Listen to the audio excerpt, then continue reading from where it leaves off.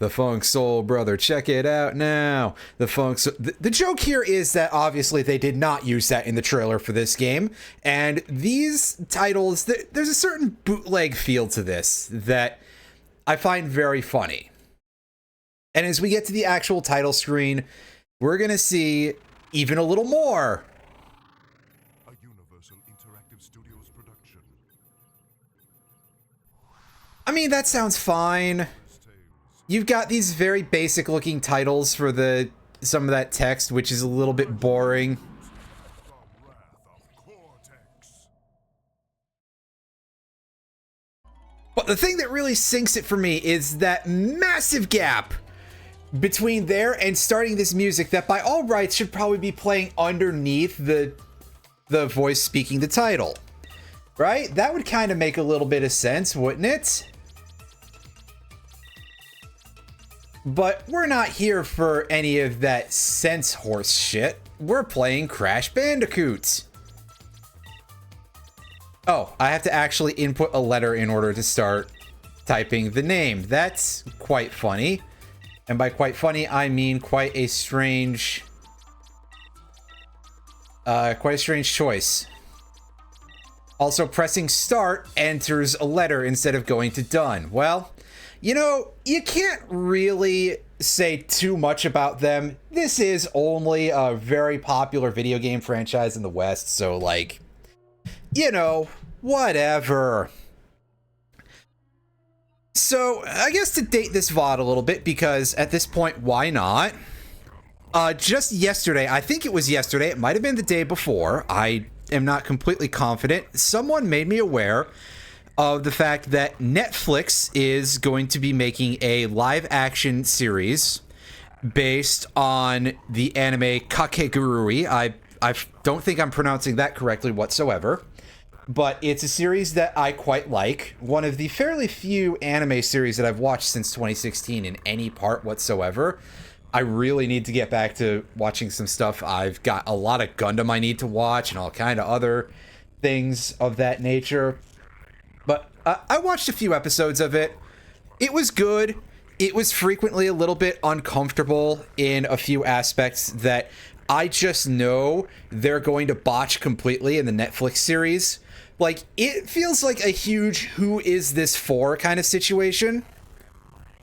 On the one hand, I feel that it could be something that would be quite popular, but also at the same time, like, who actually, you know, wants that? Especially even compared to any of the other Netflix live action adaptations of any anime. It's befuddling. It's confounding. It's my family has Netflix. I'll probably end up watching it and I'll be extremely disappointed. Anyway, I've been talking over these cutscenes because I tried to play this on PS2 a very long time ago, probably like 3 years or something. Those VODs are still up on my YouTube channel. So if you want to see those, you can just go and watch the PS2 VODs. Unfortunately, my playthrough of the PS2 version of the game died like 3/4 in because one of the levels just completely glitched out the visuals, so I couldn't play through it properly.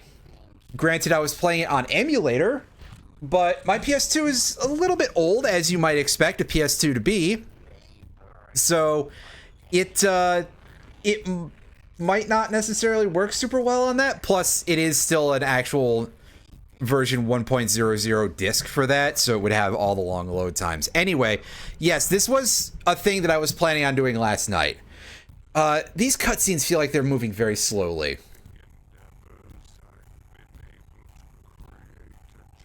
Yeah, that voice is super duper slow. I don't know if it's an issue with Dolphin or if it's an issue with the game itself, because I've actually never played the GameCube version of this. Bandicoot, my old nemesis. How the heck are you? This, however, looks Old habits die hard. like crusty, but it looks like it could be right, and it doesn't sound super slowed down. My newest So I think it's just the cutscenes. Okay, no, it is a little slowed down. Not hugely, but enough to be a little off. So hopefully this is, like, still playable. But also, I mean, it's Crash Bandicoot. How much do you guys even care about the cutscenes?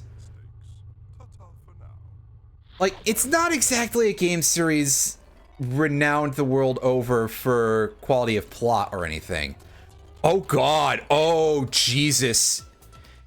It is struggling. Oh boy. I'm gonna have a quick look here and see if there's something I can do to, like, adjust this. If Dolphin wants to not crash when I click on the options. I mean, it's not crashed yet, but it's choking out.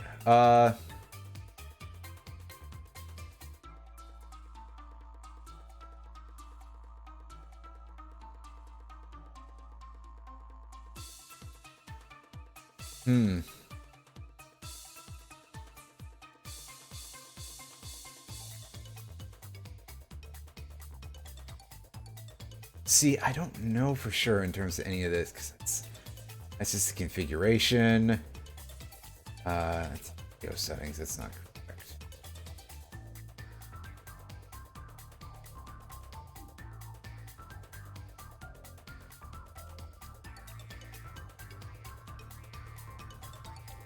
Yeah, so the thing that makes this even weirder is that on top of all of this, the attract mode was playing fine, so I'm gonna try going into a level. Oh, is it back to normal now? So, what was all that about, game? Would you care to explain? What are you looking at, fuzzhead? I'm Rocco, the Earth Elemental. Uka Uka and Dr. Cortex woke me from my captive slumber, and now... Oh, hey, it's Biff. Whatever gets in my way. Yeah, the voice acting choices in this game, they've got a lot of quite famous voice actors in here. As I just alluded to, that is Thomas F. Wilson of Back to the Future Biff fame in this case. The water mask is, oh God, what's his name? Ardley Ermey, there we go. The fire mask is Mark Hamill. The wind mask is just the guy who voices Crash, though, which is kind of odd. And of course, they have Clancy Brown still as Cortex, aka Raiden, and that guy from The Shawshank Redemption. I think it was The Shawshank Redemption. I don't know movies, actually, which is why I made the joke about Raiden, because, yes, somebody of my level of cultural knowledge. First Mortal Kombat movie, Raiden.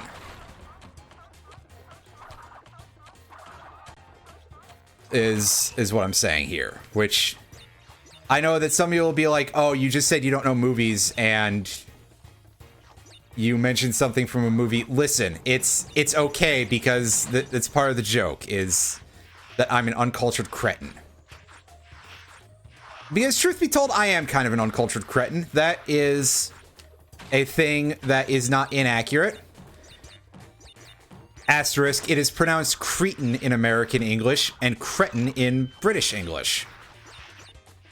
Why I have chosen to pronounce it cretin when I am very distinctly an American who does not speak British English, I do not know.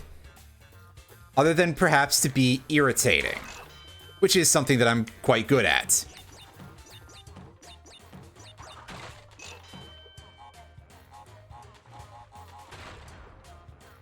And yeah, that's definitely true. That, like, really, that first Mortal Kombat movie in general is a pretty big deal for the entirety of the Mortal Kombat franchise, for reasons that are pretty understandable.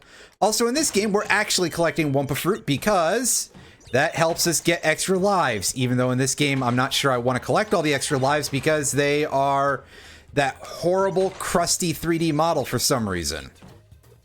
When they had a perfectly good working flat sprite there, but they decided to change it. Truth be told, I'm not so concerned about gems. This is yet another game that I'm just going to try to get through for purposes of beating the main campaign.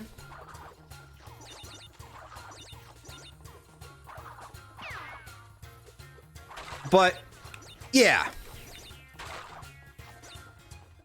This ended up just sort of being like a game choice that was a little bit of a joke because, one, I never finished this on stream due to technical difficulties, and two, I just played Crash 4, so I thought it would be funny if I played Crash 4 again. Except this time it's a completely different game, actually. Oops.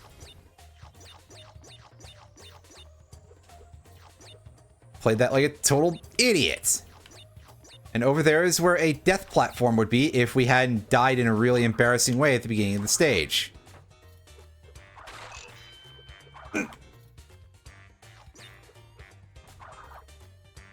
Yeah, I don't have my double jump yet for reasons that are beyond me.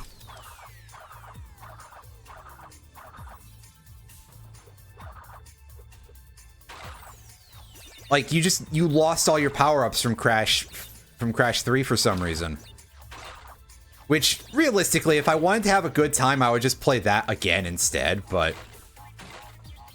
I mean, how much of this stream is really about having a good time when you get down to it, right? This is like a really questionable stand-up comedy routine, really.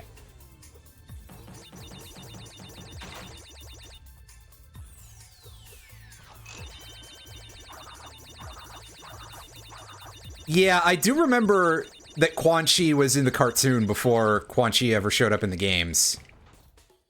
Which I think is neat. I know, I kind of like Quan Chi, but like... I think the guy just ends up being endearing when A, your first exposure to him in the franchise outside of the cartoons is in really, really questionable quality live-action FMV from Mortal Kombat Mythologies Sub-Zero, which I have played some of.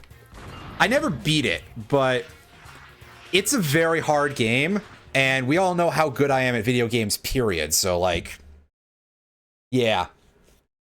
Also, I love that these loading screens are so boring, and also the fact that they're so effing long. That might be a dolphin thing, but it's funny because I kind of wanted to do this on this instead of getting out my PS2 copy.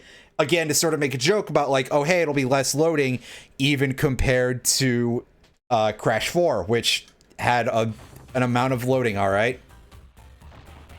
Oh, God. Uh-oh. Okay, so it seems like just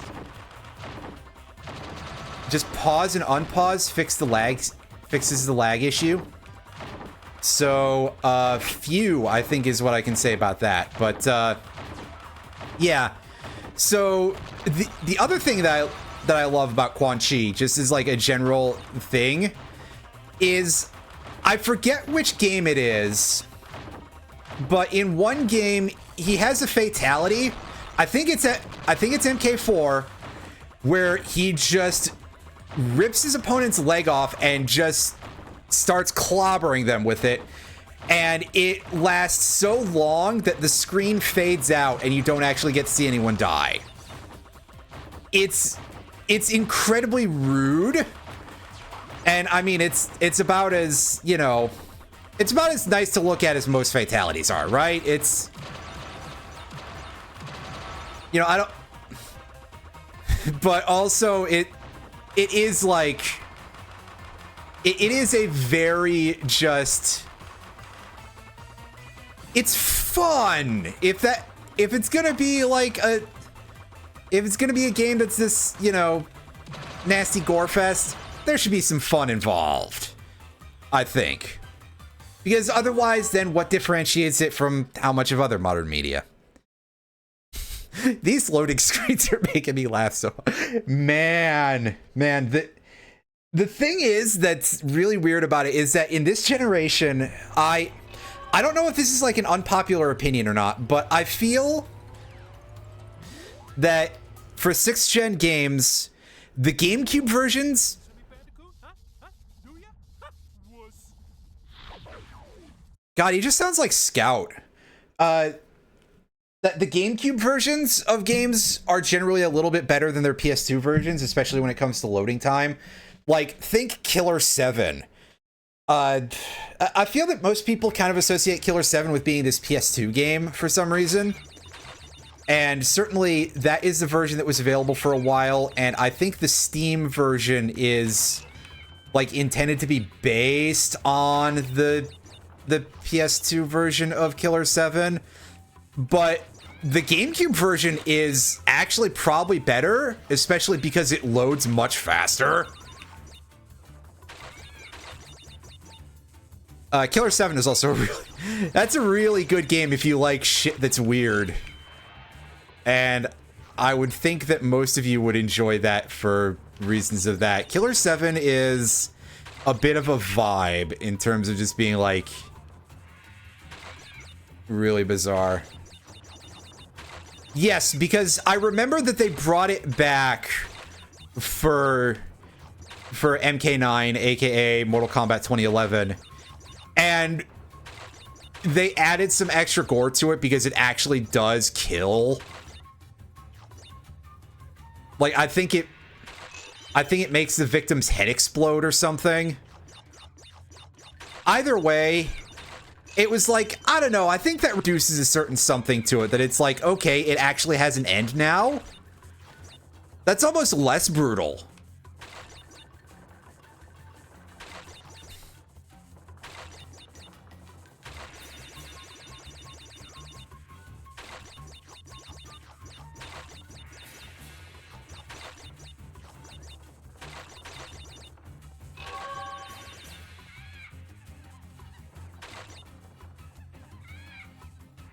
So, yeah, that's my Mortal Kombat opinions for the day. I don't have a whole lot of others right now.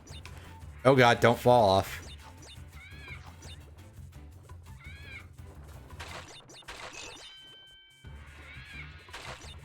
Yeah, there you go. Yeah, it involved a head explosion, so it's like, I mean, fair enough. Mortal Kombat 2011 was definitely, I would say, a time when the franchise was starting to, and this is going to sound really silly to, I think, a lot of people, but MK 2011 was, I think, a moment where the franchise decided to lean much heavier into the extreme gore. Which, yeah, I know, right? For Mortal Kombat. But that's also the game where they had the cut you in half through a portal thing with Noob Saibot. And they also had the Kung Lao fatality where he throws his hat at the ground and like pulls somebody through like a sawmill. And yeah, X-Ray started in MK9, didn't they? I forgot if it was that or if it was Mortal Kombat X. Or Mortal Kombat 10, as the case may be, but I mean, it is the 10th Mortal Kombat game, but they've written it with a Roman numeral, and the only other time they did that was MK2. Okay, so that fog is not a death trap. It's just smoke from the fire below. Okay. You can see me second guessing like stupid little things in platformers like an absolute somebody who's never played a video game before.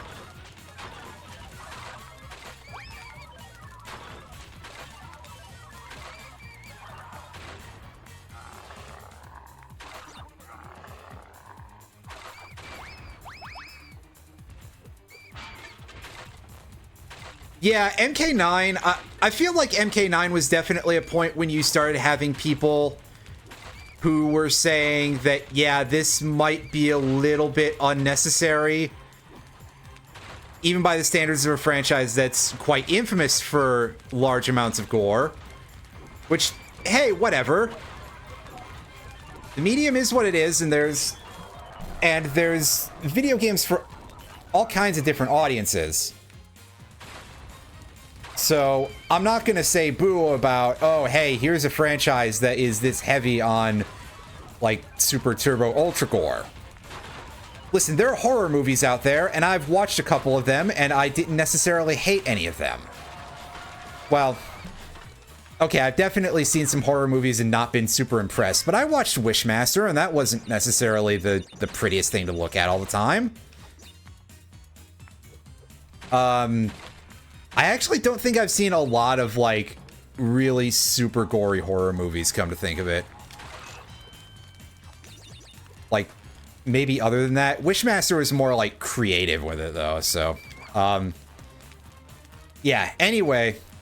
But that was also, like, starting after that point, this might just have been for MK11, but it might... I feel like it was a thing that I heard about Mortal Kombat 10 / Mortal Kombat X as well.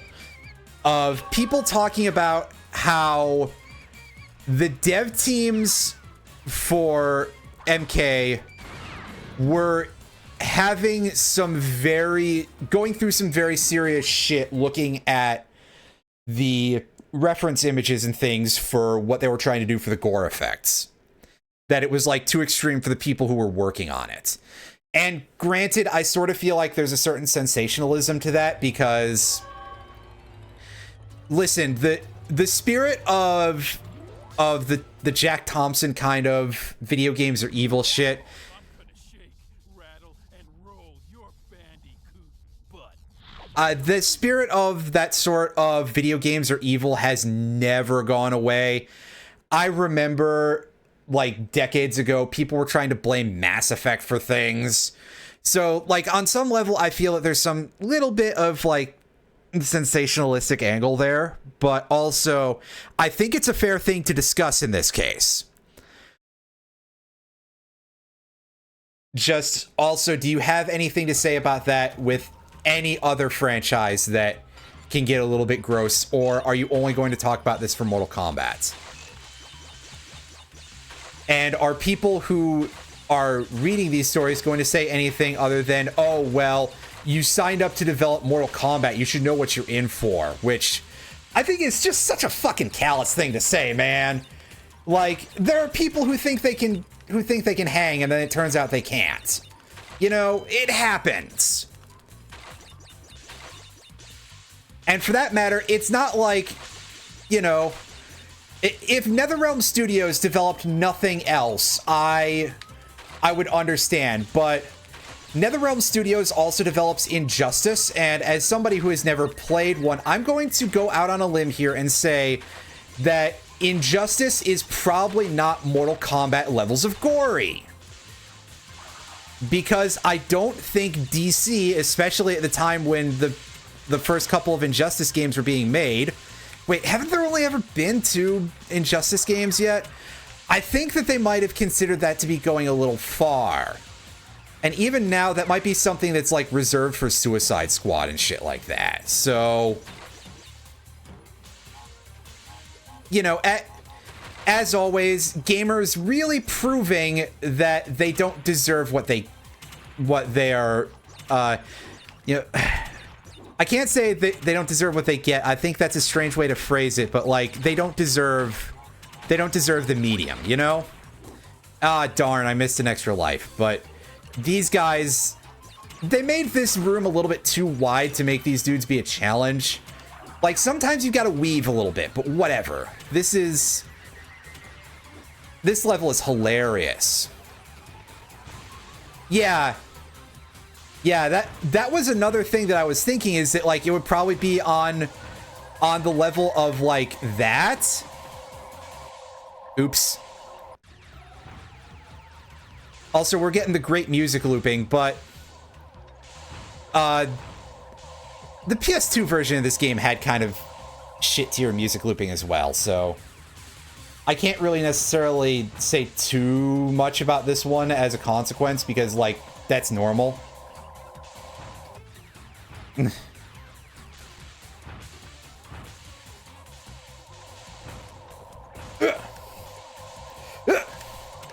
Ooh, boy.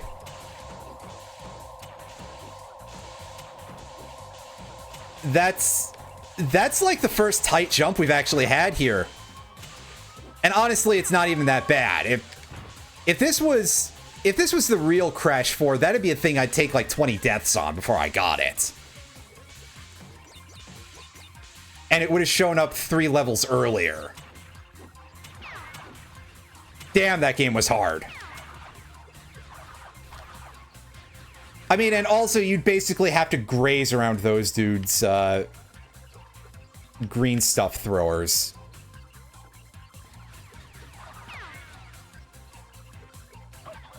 That. It's alright, those are there to be used.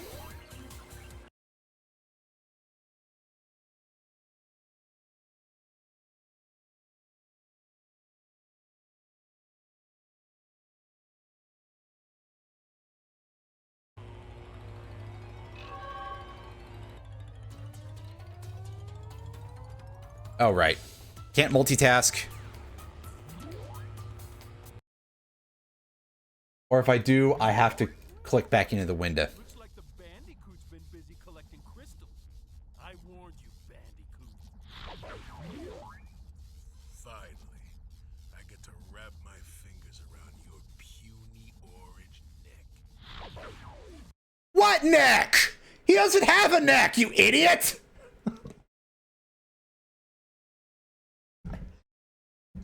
Game, please!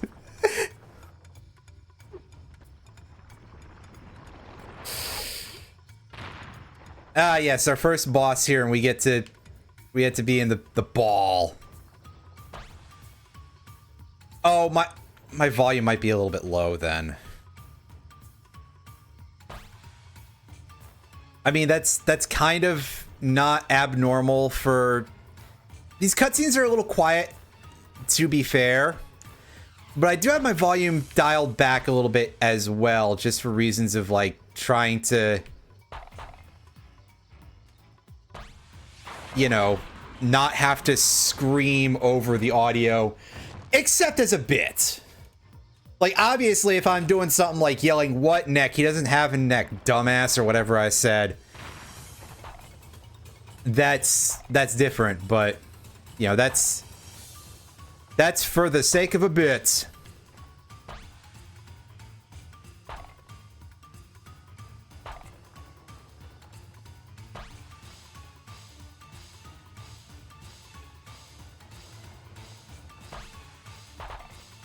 It really doesn't feel like they knew what they were doing for a boss for this section, but at bare minimum, I want to give them credit for the fact that Crash has like a hull integrity in the ball instead of just having masks. You know, regular hit system. Crud. Fuck. Where's the third? I feel like some sort of, like, tracking indicator would help. Like, tells you, hey, go this way, knucklehead. But that might be a little technically challenging for them. The controls on this are, shall we say, not the nicest. I'm gonna bet that hit number 3 here is just gonna require us to hit like 4 rocks or something. And he might get a little angrier or something.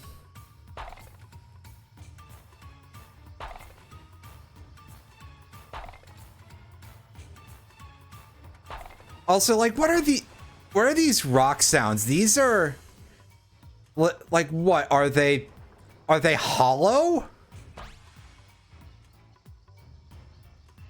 I can believe it. Just like, oh yeah, by the way, our power rocks here are full of styrofoam underneath their crunchy rock shell.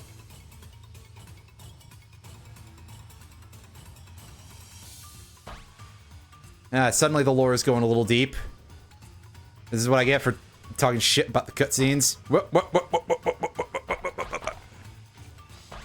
Oh god. Oh boy.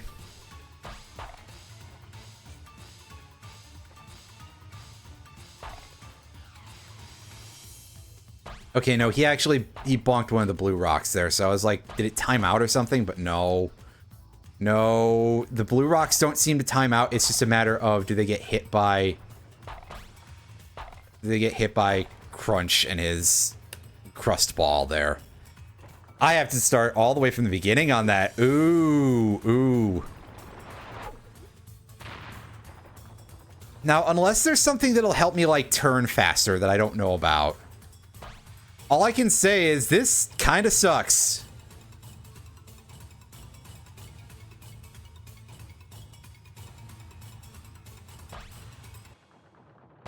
Okay, there is a radar in the corner there. I mean, at this rate, I might be here for like an hour just trying to actually be able to hit half of these rocks. Forget about whether I'll die or not. Like, at least dodging them is usually not hard, but you know, until Crunch decides to do that, but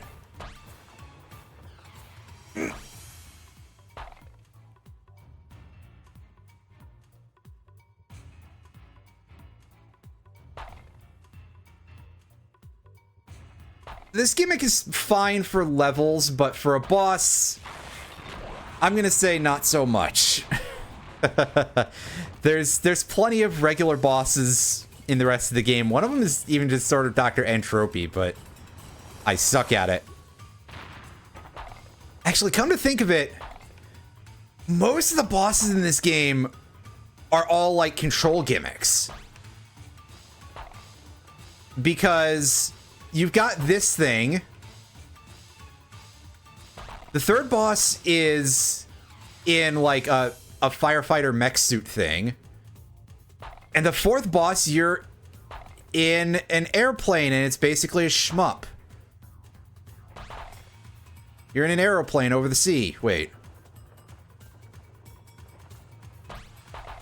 Fuck! He didn't like that joke. God, Whew! This damage is extremely, like, I don't know how much... unpredictable. There we go. There's the term I'm looking Fuck you. Oh, boy. Wow, I can't believe we did that in only 2 lives.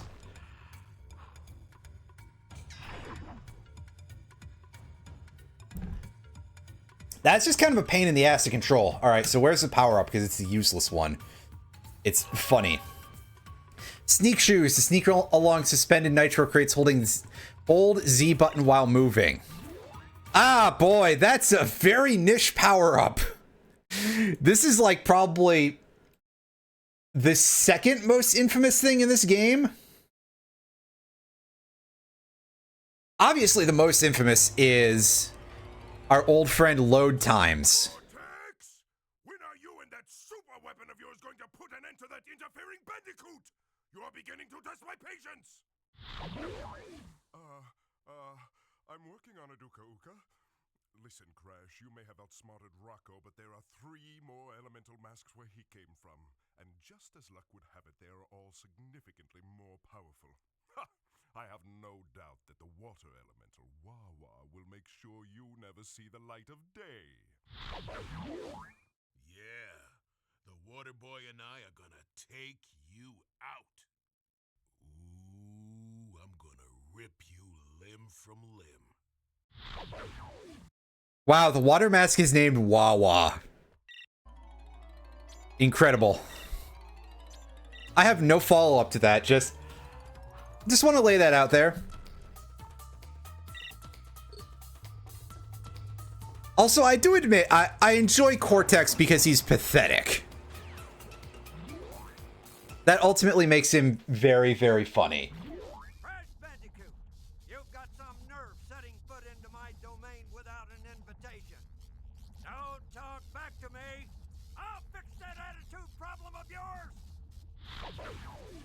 You know, I just don't think Arlie Ermy is the same without him swearing profusely. And they're not going to get away with that in a Crash Bandicoot game. What do you think he is, Dingodile? I gotta laugh about something while this fucking load screen. There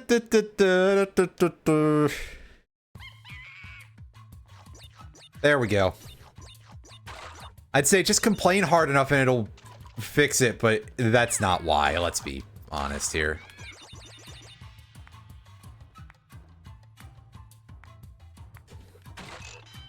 Oh, they just sort of make like a generic like popping noise when the roulette boxes switch in this game.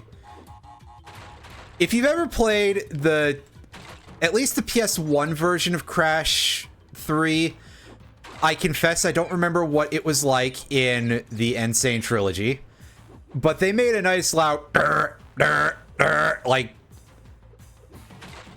sound that could kind of be associated with like a fast spinning reel sort of thing, which would make sense for what it's trying to be, like a sort of a slot machine thing. And it's like a really good sound. Well, okay, saying it's a good sound might be a bit of a stretch, but it's definitely, it sticks out, and I think that is probably the part of it that counts as a good sound, because then you're actually able to, like, notice it and go, oh, what's making that sound? Oh, it's this box I keep getting close to. Oh, it's changing its symbol. Oh, it's getting faster. Oh, it turns to steel after it runs out. Well, note to self, don't let that happen again.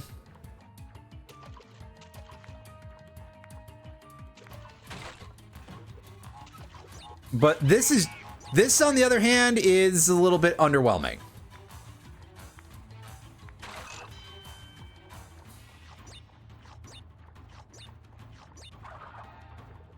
They needed more of, like, the PS1 sounds just digitized into a higher, stronger console than they had. Ah, goody. It's a dinosaur chase, but with rhinos, and we're in a vehicle this time.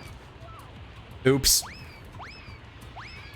So this is kind of like halfway between Boneyard and Hog Ride a little bit. Hog Ride, not Hog Wild, you fools. They're different levels. Oh. I did it again, almost.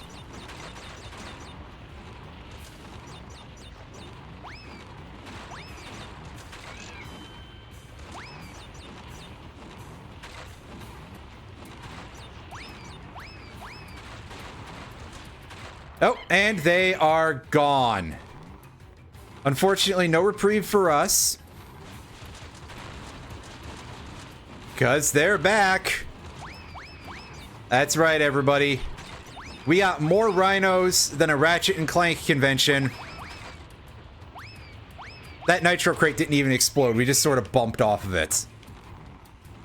Even this game is sick of me making Ratchet and Clank references. Oh, well.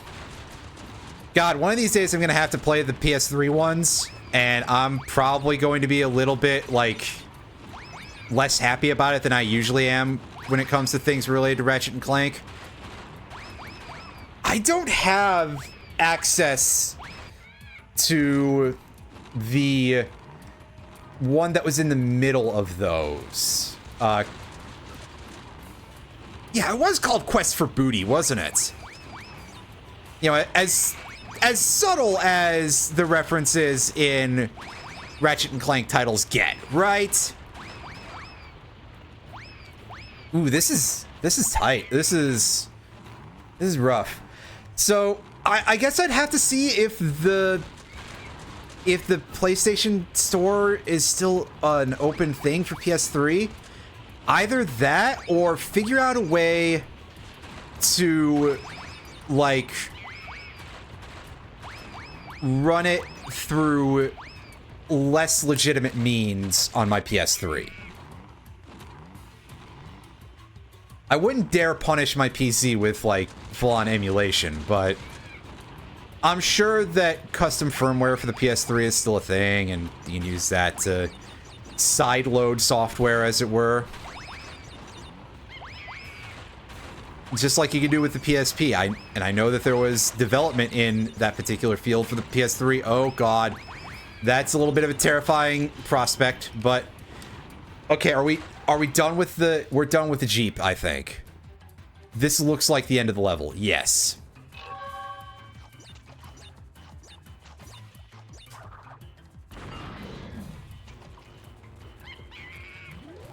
Wow, we really didn't get many of the crates there. And that nitro crate was only worth, like... What, like 15 or something? A little less than that? That's kind of surprising, actually.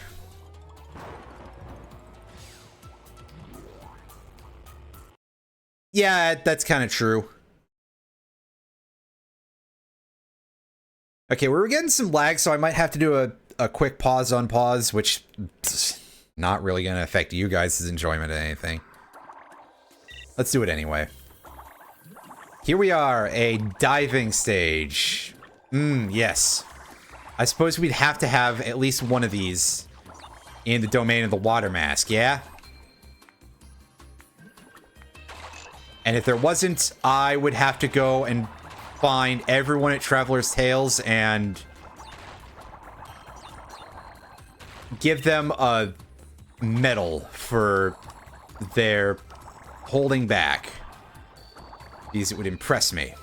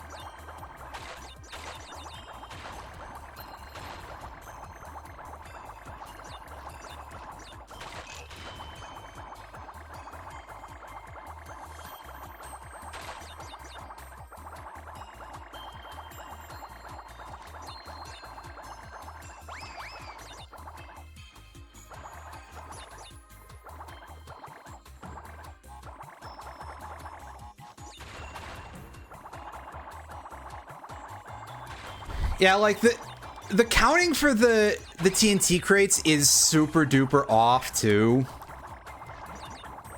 So, man, it didn't let me through that the first time. That was weird.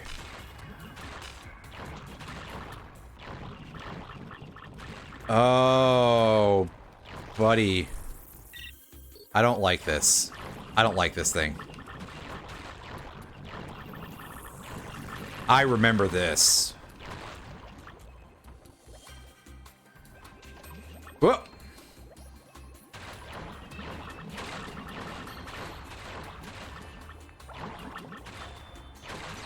Yeah, this submarine controls like hot garbage. If you thought that the submarine in Crash 3 was bad, which, for the record, I don't think it was. I actually quite like the submarine in Crash 3. But if you thought that was bad, all I can say is try this, and you will change your tune real fast. But also, don't, because why would you do that to yourself?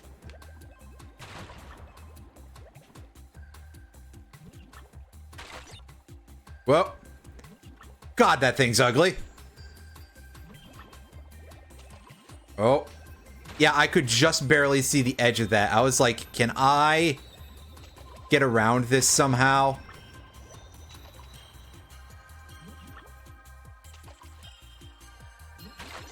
I'm gonna be honest, I'm surprised there wasn't another one there, the way they've been like, hey, yeah, let's hide these behind the parts of the terrain that you can't see through.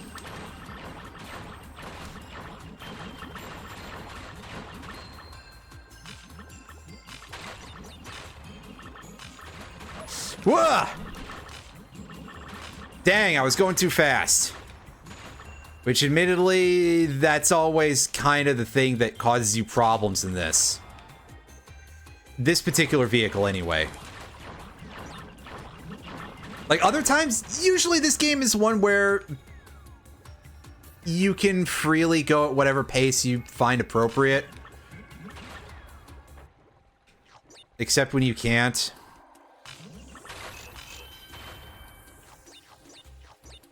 That's a nice reward.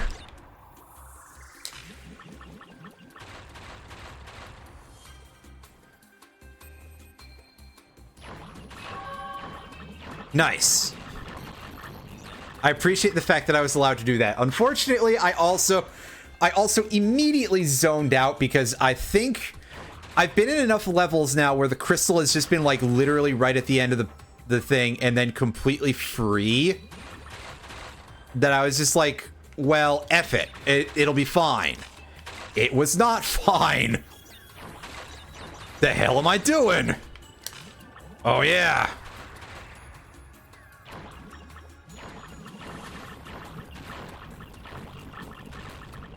Whoa.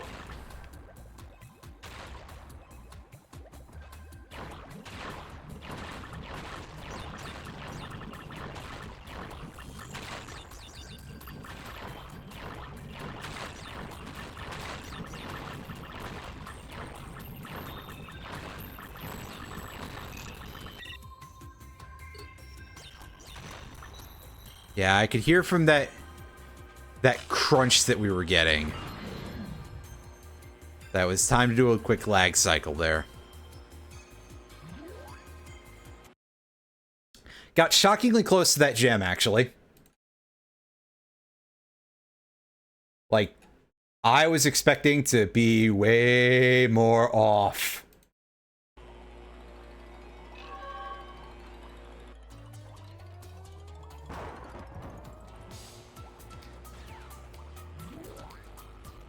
Bonsai Bonsai. This is... Leave my levels alone. This is the first level where we play as Coco, I think. I think we play as Coco in this level. Yeah, because they give you a couple levels where you get to play as Coco, which is neat. But also, Coco is basically just like, what if Crash was worse and didn't have any of Crash's super abilities? So, you know, very progressive Traveler's Tales. I know that this was probably a time when they were not thinking about anything to do with that, so maybe mocking them for that is like a little bit off. But also, it is kind of noticeable that, like, wow, you guys fucked up a little bit with this one, didn't you? Also, not to mention, there were some developers in this era who were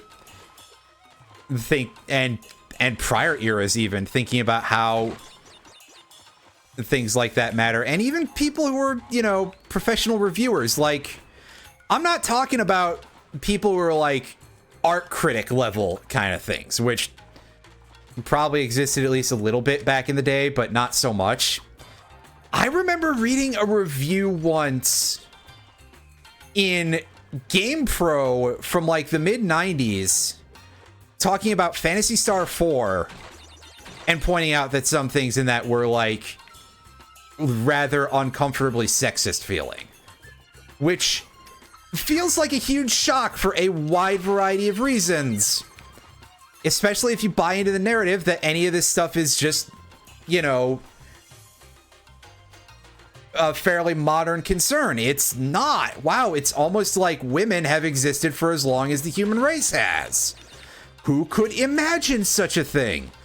With a big asterisk here of, I forget who the reviewer was at GamePro, and of course they all operate under pseudonyms. But, like, I think it was somebody who had, like, a very dude-coded name, too. So, it's not even just like, oh, well, you guys get what I'm saying, right?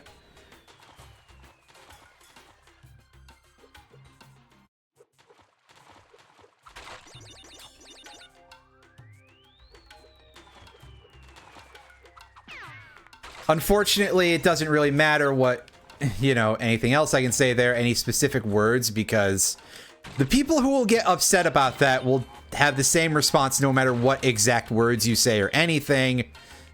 But also, I kind of don't care about their opinions. If we're being perfectly honest here, somebody who uses the word woke as an insult, like, good for you. You are nothing. You barely register as sentient to me. I'm sorry.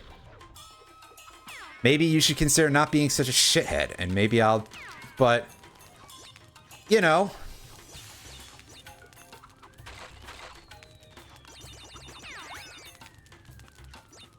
That's their entire identity, is that they're assholes, and they want to be allowed to keep being assholes without facing any consequences.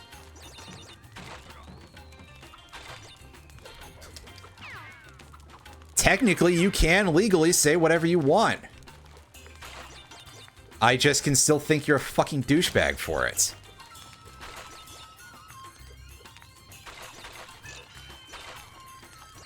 Anyway, enough of that horse shit. I did that because I didn't know when I would be safe otherwise.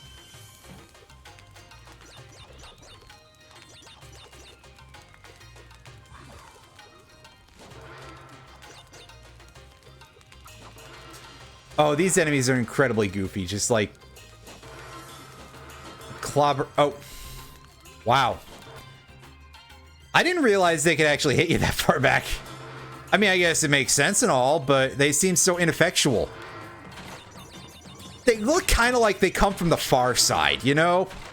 If Gary Larson was going to draw a dude hitting a gong, he would draw just exactly that, I feel like.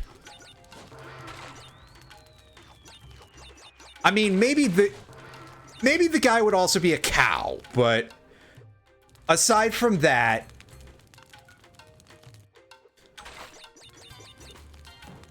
you know, what can you say about Gary Larson? The man likes his oxen and their strange tools.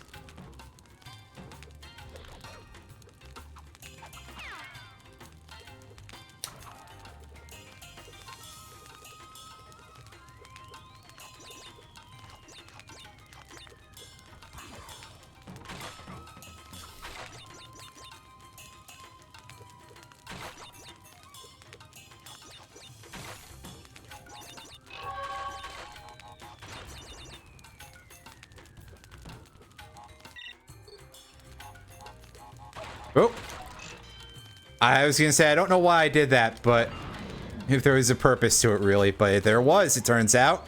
Hooray, we beat the level. Yay, now we get to go back to playing as regular Crash, probably.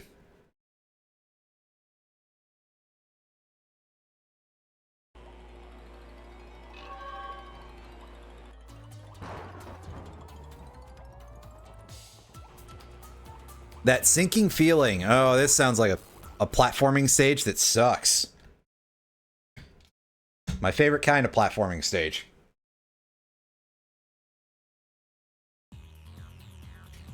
Oh god, no, it's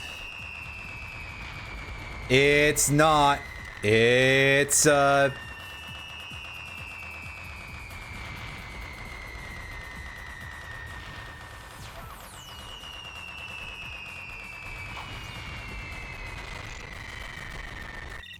it's a lag stage. It's a stage there where I take a crap ton of damage and I don't know how to attack, to be honest with you. That's cool. And by that I mean, good lord, I wish I read the manual.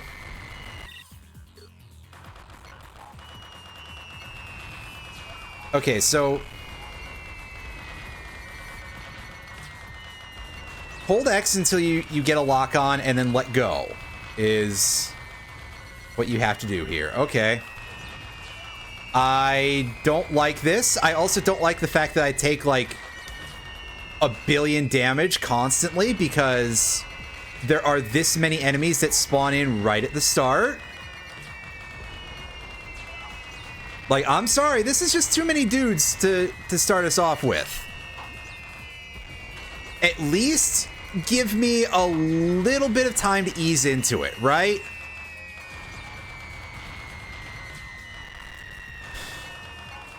This is a whole ass vehicle segment.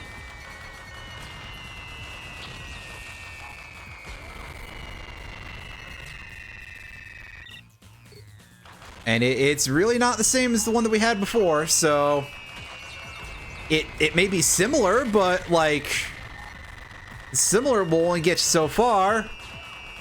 I can't barrel roll, so I can't like do anything to try to dodge the shots that are like all on my ass here.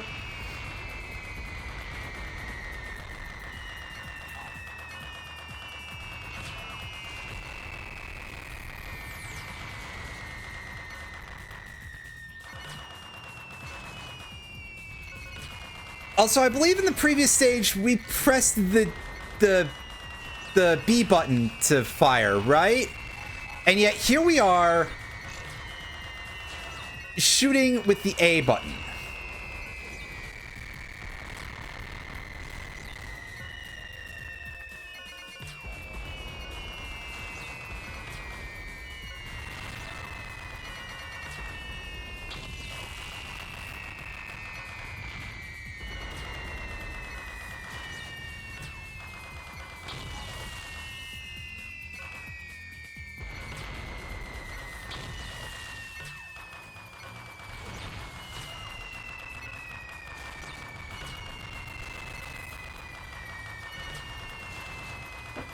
Okay, I think I've got the hang of it a little bit now.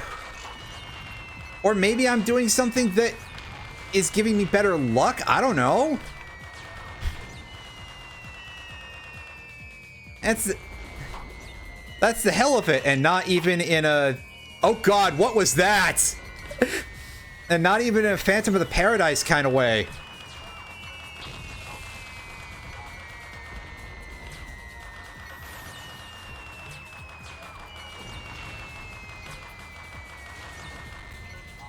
I have no idea how, like, skill-based any of my performance variance is here, to be honest with you.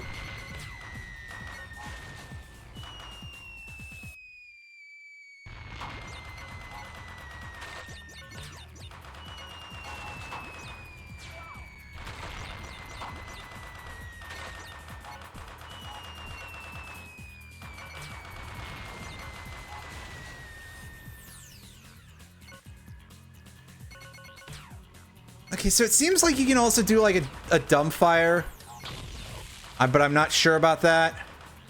I thought I did before, but whatever. Anyway, that sucked. Hooray! Hell yeah. I love it when the game sucks. Because that stuff's funny.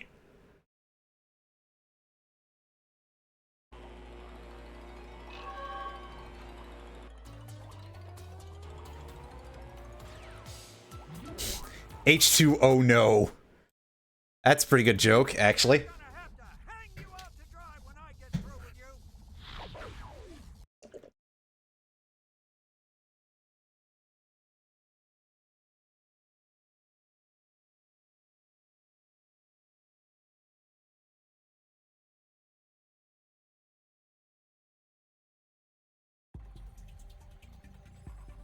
Oh, shit on a stick.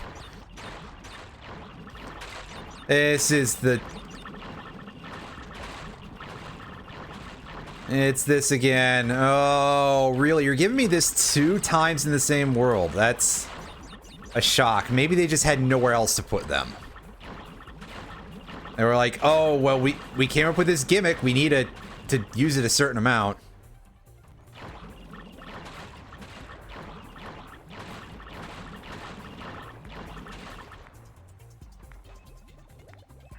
Anybody else looking forward to getting attacked by sea mines that you can't see coming because they're all behind the fucking foreground? Oops. I don't know why I expected that to like block me any, but I did. Well, we're been pissed we didn't get a 1-up.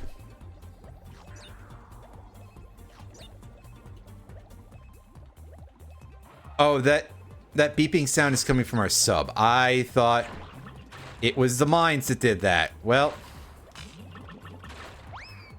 I guess I'm not very smart or something. It's okay. I don't need those lives. We're only coming up on a boss that I played like absolute dog last time I played this. Everything will be fine. All right, now where's the... I was gonna say, where's the surprise attack? And it was basically that.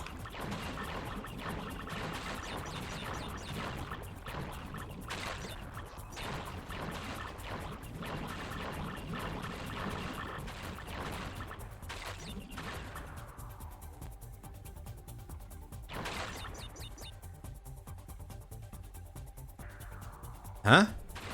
Oh!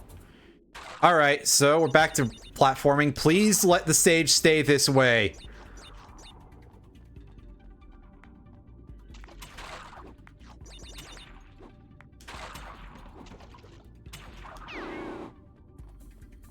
What was that sound glitch? That's weird. Huh.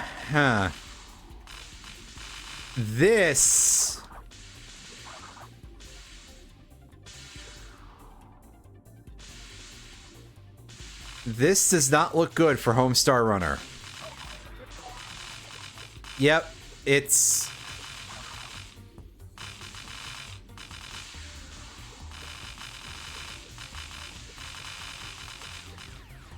Well, the game is now showing its teeth. All right.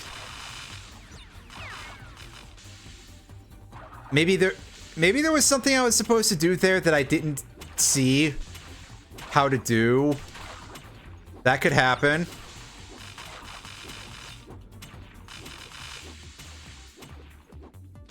But otherwise, that jump looked a little too wide for me to pull off without, you know, landing exactly on that thing. And yeah. Ah! Well, we got the 1-up, didn't we?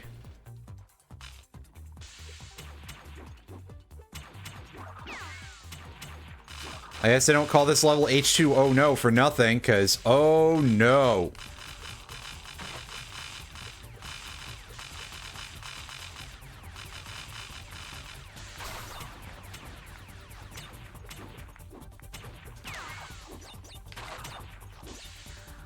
Which is probably about what I would say if the guy who developed this asked me for a raise. Like, oh, you developed that level? No. Oh, no. Unless, is there some way to shut the power off here that I don't know about or something?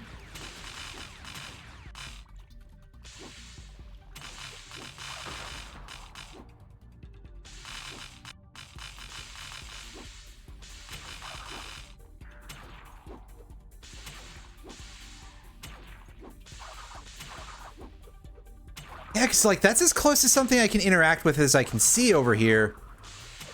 Good job, Crash. I don't know how you didn't kill that guy with the spin earlier, but okay. Yeah, I just wanted to try to make sure I didn't get hit by the nitro crate, that's all. Like, there's this thing, and I'm trying to spin it. I don't have a fruit bazooka right now. My only abilities are to spin and belly flop. Oh god, I have to do a slide jump for this, I think. Ooh! Okay, yeah, so a slide jump will do it, but that's still really gross. What's this? What's this platform design? Why is this like suddenly what everybody would make if they had access to a Crash Bandicoot maker? Also, hi, Tav.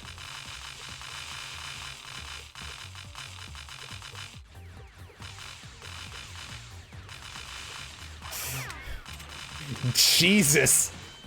This is a design choice, all right. And yet, I'm still pretty sure I've died less at this than I have to literally any level in Crash 4. Okay, that's not actually true. There's a couple that I didn't die very often in. Mostly bosses, but that's neither here nor there. What are these enemies? That's a good question, Mega Man. Those things that we killed earlier appeared to be like weird floppy fish, I'm assuming, and then we've got some of our old friends of the lab assistants, but they look like shit. Well, at least they're giving us this section without any electrical wiring here to cause us issues, I suppose. But that, oh, that was a choice. Also, yes, bright pink screen. This, I said it earlier, this port of the game, I'm playing the GameCube version because I was thinking in theory that might have better load times and might be less glitchy than the PS2 version that I tried to play some years ago. So far, the former is false, and the latter, not sure yet. You little orange sponge! 'Cause we're gonna wring you out. Might work better if I was on hardware, but I don't know. There have been some performance drops, but yeah. Anywho, yeah, this version of the game looks and feels a little bit bootleggy compared to the PS2 version, which is weird because this was an era. Oh boy. That was embarrassing. Look away, everybody. I usually suck at this boss fight, so that's another good reason to look away. Anyway, this was an era where games were starting to get a little bit more like equal quality across all platforms. Not perfectly or anything, but, you know, significantly more so. Like I said, also, I think that a lot of the GameCube versions of a couple of pretty iconic games from 6th Gen are some of the best ways to play them. Like, this is certainly true of Killer 7. I would rather play that on GameCube than on PS2. Blah, blah, blah. Of course you would play a game like that, you fucking nerd. But also, this is definitely like a potent counterexample of a game that is... Wow, I am failing at some of these jumps in a hilarious way. God, it would help so much if I actually retained my double jump from Crash 3, but, you know. Alright, so what are we dealing with here? We've got... Okay, yeah, he's got those things. So, you see, a problem with this is that I'm not sure how long these platforms stay, like, safe to stay on. Okay, they bob once and then they sink, I think. RE4 was better on PS2 than GameCube. I'll have to take your word for that. Because I am not, like, some sort of Resident Evil expert.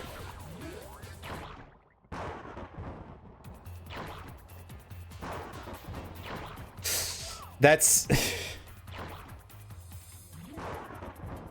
Also, he doesn't have a health meter right now, which is quite annoying. I'd like to know how, like, far into a fight I'm getting, even from the beginning. Yes, this is called drain damage.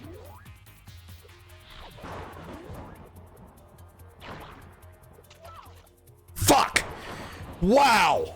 I'm really bad at that timing. But also, I feel like I'm not necessarily sure I can tell when all these particle... Oh, god damn it. I chickened out at that point. Because, yeah. You can probably understand why I chickened out a little bit there. I saw that coming in and I was like, oh, that's going to be a bit of a problem soon. Yeah, fuck you, buddy. Alright, so I don't know if this is the... This isn't the end of it, right? He does... I thought that was going to hit me while I was on the platform. It looks like it gets pretty damn close. Okay, yeah, that actually does hit you on the platform. Okay, well, thanks a fucking lot, Riker. Is all I can say about... Seriously? That one is my fault. I will take that one because I played that like absolute butts. But also, I do kind of want to complain about the design here.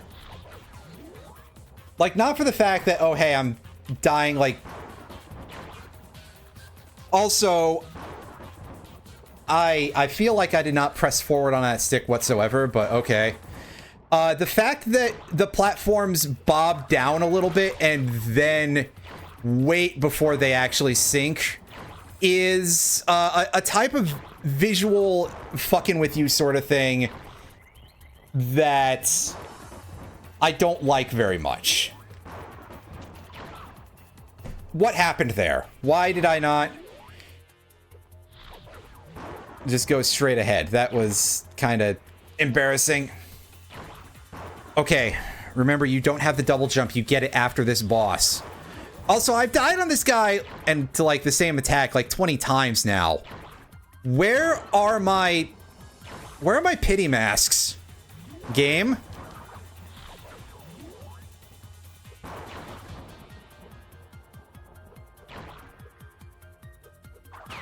The hitbox on this shitty blue particle wave is awful, by the way. Ooh. What? I mean, I wasn't expecting to be able to immediately get back in the air after I touched the edge of that platform, but come on. I expected to at least touch the edge of the... Fuck you! Fuck you, dude. Edge of this platform. Anyway.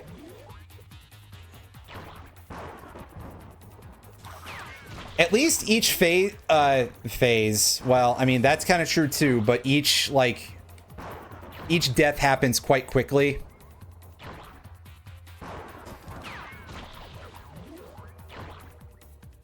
Alright, get on the next platform. Oh, good, he's got one more hit. Okay, so...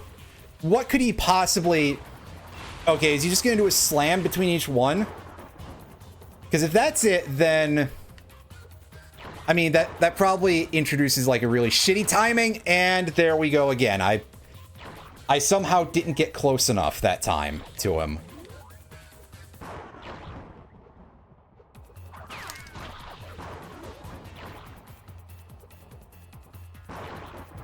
Actually, I don't know. The hitbox in the boss feels a little weird.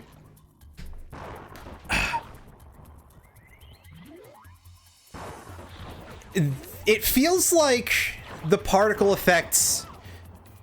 That time I was playing badly, but it was because I was trying to say something and I was too focused on that. It feels like this particle wave is like a square in terms of its hitbox. Which doesn't make any sense because it's a particle thing, so its shape should just be like, well... Listen, I'm saying maybe particle effects were a mistake, right? I may not necessarily win hearts and minds with that sentiment, but...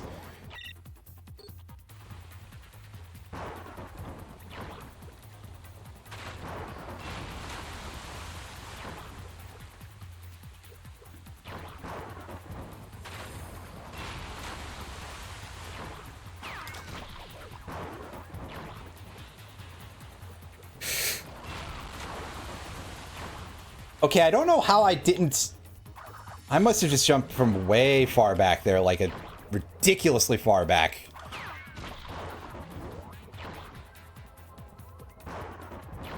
This is set up in a very particular way for, like, the timings to be really gross, and it doesn't help that the hit detection on these waves of particles is just, like, really, really awful.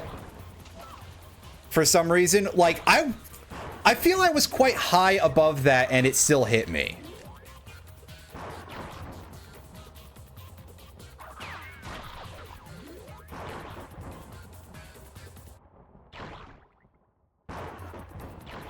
Wonderful loop, by the way. And again, like, there has to be a point where it isn't my fault anymore.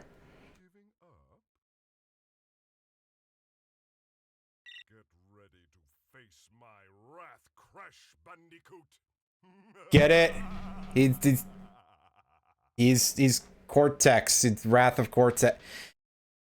The voice volumes are like stupidly quiet, by the way. Like it is a problem. And it's even more of a problem than I thought, because yeah. These timings are like really, really, really awkward. And yeah, I guess you just got to go really fast. I wish there was more space to like do good slide jumps on these platforms. Shit. Truth be told, that doesn't affect anything because all that does is change how many loading screens I see. And even then, not necessarily that much, because some levels, you know, might not necessarily give me a whole lot if I try. I think it's just that this is badly done. I mean, I could go into Dolphin's, I could circumvent the lives thing and just be like, okay, listen, we're in 2025, not 2002, and just throw on a Game Shark code, but I don't know if there actually is a good one here in Dolphin.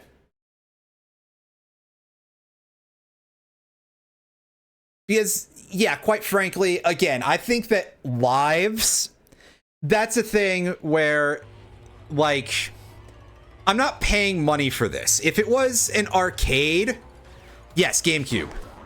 Obviously, I said Dolphin, so that would stand to reason, right? But,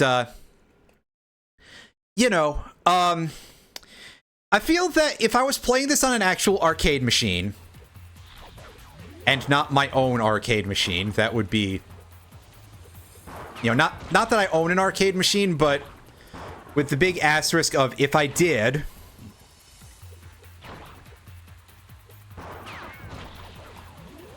but like, again, it's not an arcade machine. It's not something where there's some delimiting factor about how many times you're allowed to play the game before you run out of lives or whatever. Oh, by the way, I got it immediately after that one, so I don't need the cheat code anymore. Anyway, I feel that lives are just sort of this specifically outdated concept in modern gaming. Which is why I get so booty blasted about games like Shovel Knight or Hollow Knight or Dark Souls Knight or whatever.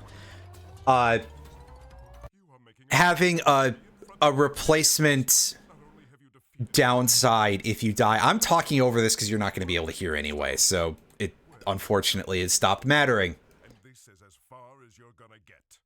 Pyro, the fire elemental, will see to But, like, yeah, it's mostly just there to add more loading screens and to put delimiting factors on how much progress you can make. And in a case like this, where we're just dying back to the start of a level that doesn't have any sort of checkpoints in it, then what is the point, right? We could just as well not have them, and I feel that the amount of programming overhead would be reduced. At least in theory. So here we are in World 3, which looks a little bit more menacing, and we're starting with a level called the Gauntlet. That's a little bit scary. I realize my brethren have had some trouble with you, my little orange friend, but I'm not quite sure why. Is it getting hot in here? Is it safe to be wearing that fur? It looks flammable!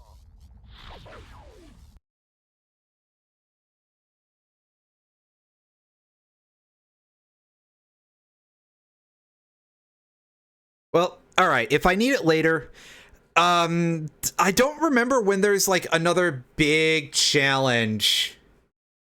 Is it done with normal AR codes? I do not remember offhand for how to do things in Dolphin.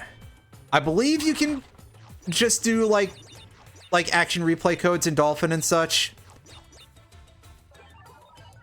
Yes, I'm very openly saying that I am doing things through methods that are a little bit more dubious, but truth be told,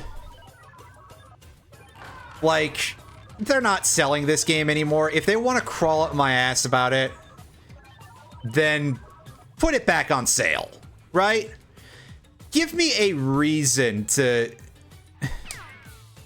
But also, I think we've kind of discussed at some point that publishers do also have a certain extent to which they are not just there to make things available, they're also kind of there to make things eventually not be available. I sort of panic jumped there. That was really silly. I missed out on a free mask. At least it certainly feels like that's the case. Because, you know, otherwise they wouldn't care, right? Like, trademark disputes are a thing that exist, but I don't think that's going to be a serious issue for most things, right? It's like the Mother 4 thing, yeah?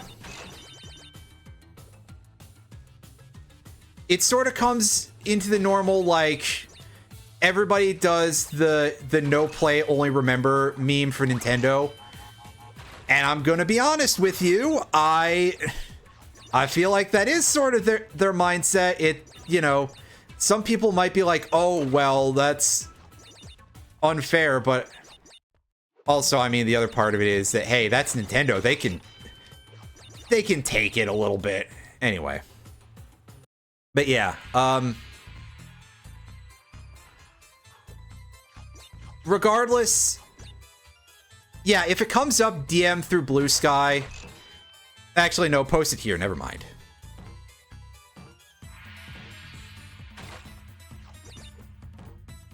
Hey, listen, Nintendo is... You can't actually say that. Come on, Nintendo made being gay in Tomodachi Life not a thing. I mean, things they will never live down. Anyway, no, I get what you're going for. I'm being a shithead as usual.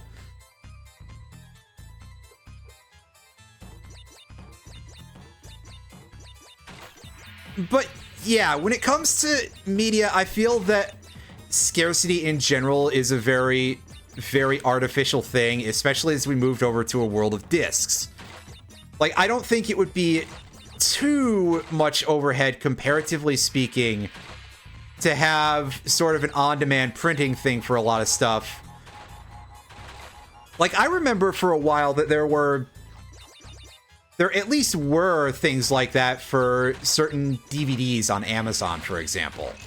Like, somebody was offering, like, a print-on-demand DVD copy of the Frank Zappa movie 200 Motels. Nobody else is going to care about this other than me. But that's, you know, like, how hard is it to burn a disc? And the answer is not very.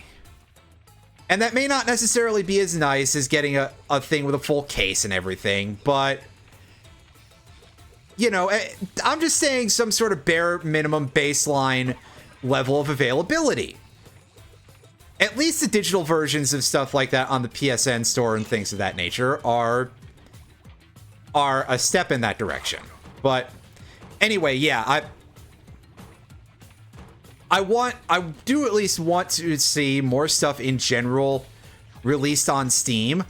Oh, hey, Death Route. We haven't seen one of those yet, because they're far and few between, actually, and I've just died on all the levels where they've shown up, coincidentally. Like, those are the ones that actually killed me in the first place. So it's funny how that worked out. Oh, well, that's just rude, buddy. Anyway, yeah, I think at least companies have, by and large, been getting mostly better at re-releasing things over the last few years. Not perfect, and there's quite a few things where the remasters are of questionable quality. You know, give credit to Argonaut Software. They at least recognize that the remaster visuals on their re-release of Croc did not look good, so they gave you the option to toggle them to the regular style. Oh, that roulette box was going too fast for me to gotten the one up. I should have just spun it. I have hits.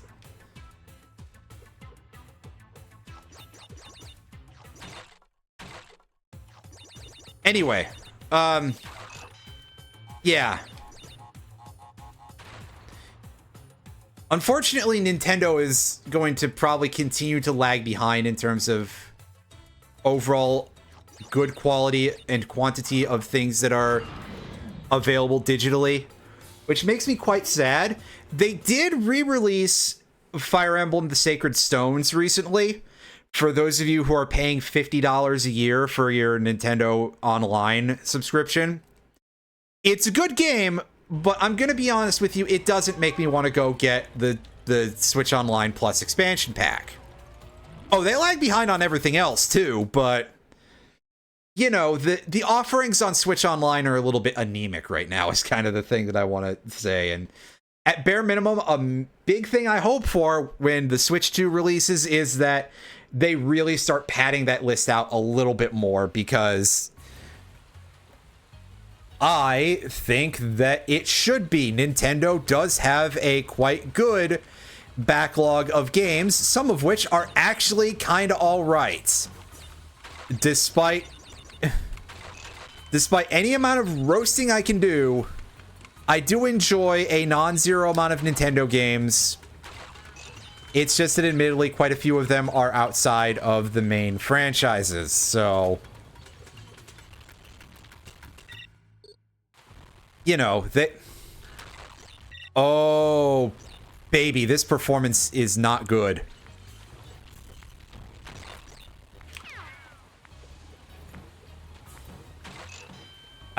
I wonder if it's the rain effect that's causing more issues, but we had levels with rain effects where the performance wasn't so disgusting. It could be the water. Like, water surface rendering is often really bad in, like, every video game in terms of performance.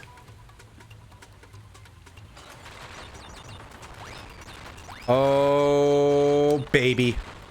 Speaking of performance, we were getting not a whole lot there, that's for fucking sure. Ooh.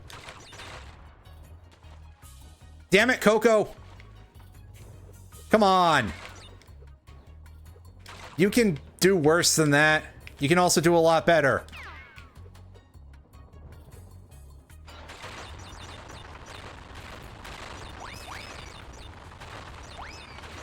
Alright, so I assume jumping is just like the way that we get any semblance of speed.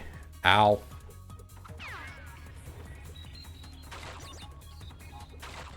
This might be an instance where I have to throw on a thing soon, but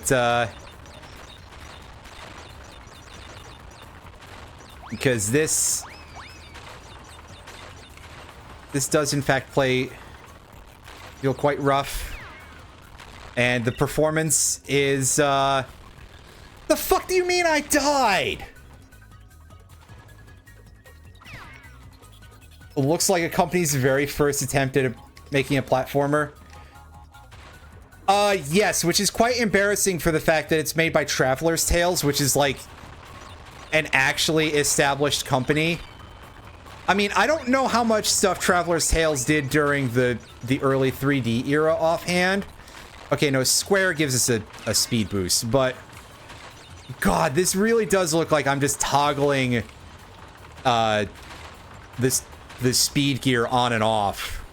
Or I forgot what the mask was called in Crash 4. Kapuna Wa, I think. But yeah, this is...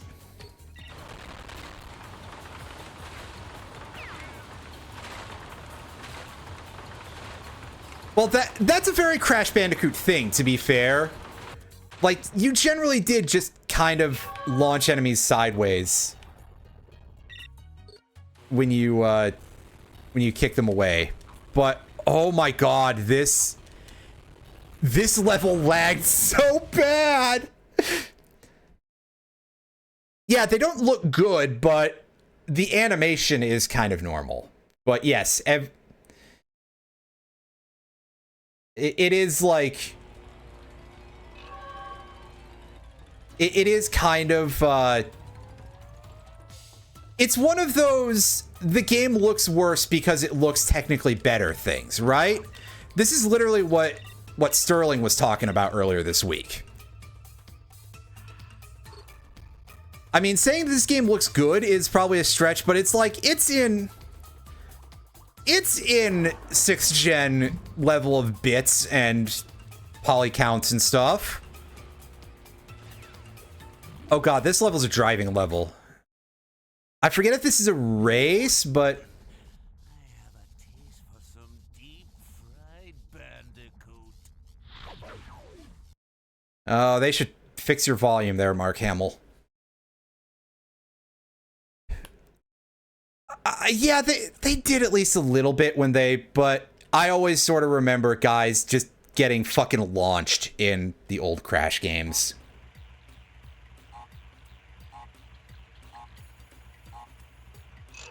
Oh god, yeah. Upscaling older games, like just raw, is a bit of a hit and miss sort of proposition. Yeah, Cosmic Exploration, I have, let's just say I've heard mixed reviews about it. And by that, I mean, it sounds like most people are a little bit Stockholmed about it. You know, no offense, but it definitely sounds like a lot of people are just being like, this sucks, but I love it. And it's like, why? Is it just because it's in 14 and it's more stuff to do?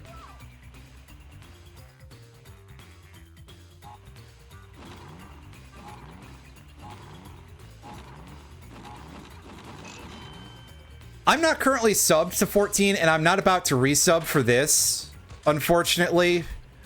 I hit a point where I wasn't super having fun with the gameplay lately, and I am not a fan of the story direction after, like, the first half of Dawn Trail. But I'm also, like, a person who is very hardcore into FF9.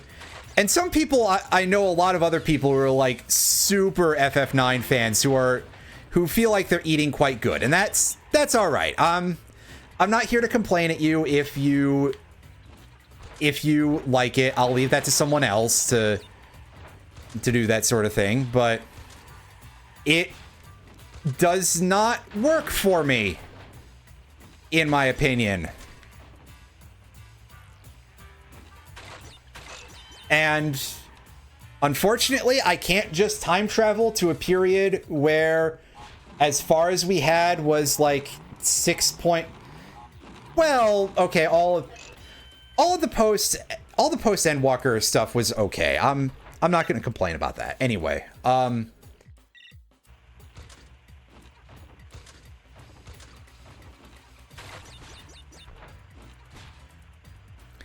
well, okay, so Tav, you say, is it more stuff when you've done this sleeve 10 years ago?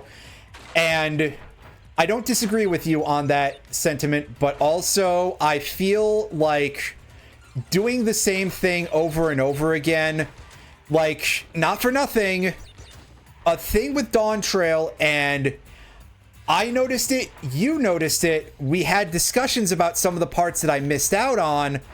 A lot of it really felt like stuff that we had done before. I cannot drive faster, unfortunately, but are you on the moon, or are you on not the moon? So yeah. Yeah, it's unfortunate. I have, like, I'm not good at maintaining a good sleep schedule along other problems, which I need to finish writing and recording some things, both for videos and for my little writing website that I maintain, which I could link that for people who want to read more words that I wrote about various things. So it kind of ruins my life, and also at times like this, Sometimes you just got to go, okay, I got to reschedule a little bit because, hey, I'm falling asleep at 6 p.m. like a complete goofus. So I will... The odds are quite good that the next few streams, at least until the weekend, will be at the early period. Wow, we managed to just hop over that hole pretty good. Unfortunately, I missed that one up, which is a shame because this is definitely the driving level in Crash that I've died the most on. The Crash portrait is a choice. They decided to use this weird 3D model head for Crash's 1-ups instead of the perfectly fine 2D art that they had before. But I think they were probably like, oh, this is a new generation, we gotta make new assets, but sometimes you fucking don't, man. Sometimes you just fucking don't. Oh, we don't say that word anymore, Crash 4. 50cc is faster than... No shit. I almost want to go grab my copy of Double Dash. I'm terrible at Double Dash, but I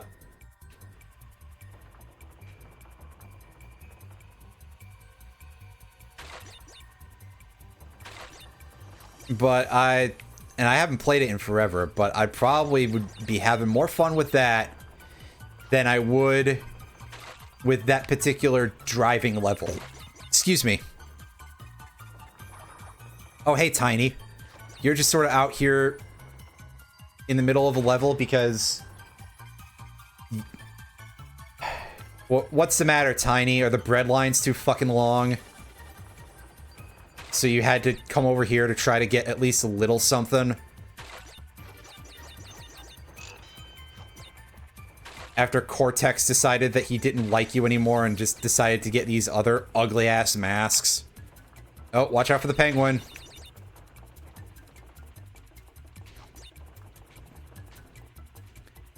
I mean, probably, but like... My Mario Kart, I am not good at, like, any sort of driving game, which I think really tells you a lot about that particular level. That I still did that in, like, I don't know, I probably died 5 times at most and only ever failed the pits. So that's like the easiest race that there's been in any Crash Bandicoot game. By leaps and bounds. Usually when I play like Crash 3, which is, you know, far and away my favorite. Usually when I play Crash 3 and I get to the motorbike levels, I get to Hog Wild, oh, sorry, Hog Ride, right. And the other ones, Road Crash, I think was the second one. And then there was one in the final world called Orange Asphalt, which I learned recently is a reference to a film called Red Asphalt, and that just sounds absolutely fucking horrible. I don't want to watch that. Orange Asphalt is at least like, well, orange could be like a color that a street rock would be. Like, I guess if you were cobbled in sandstone or something. But, like, Red Asphalt is just like... Okay, yeah, that name is quite upfront about the fact that it's blood and gore on the road, and I've gotten scraped up from falling off of shit onto like blacktop. It hurts. It's not a good time, and it fucking hurts. So, yeah, point is, I've never seen that before, and I don't think I ever will of my own volition. Hey, Dingadile. How about them bread lines? Anyway.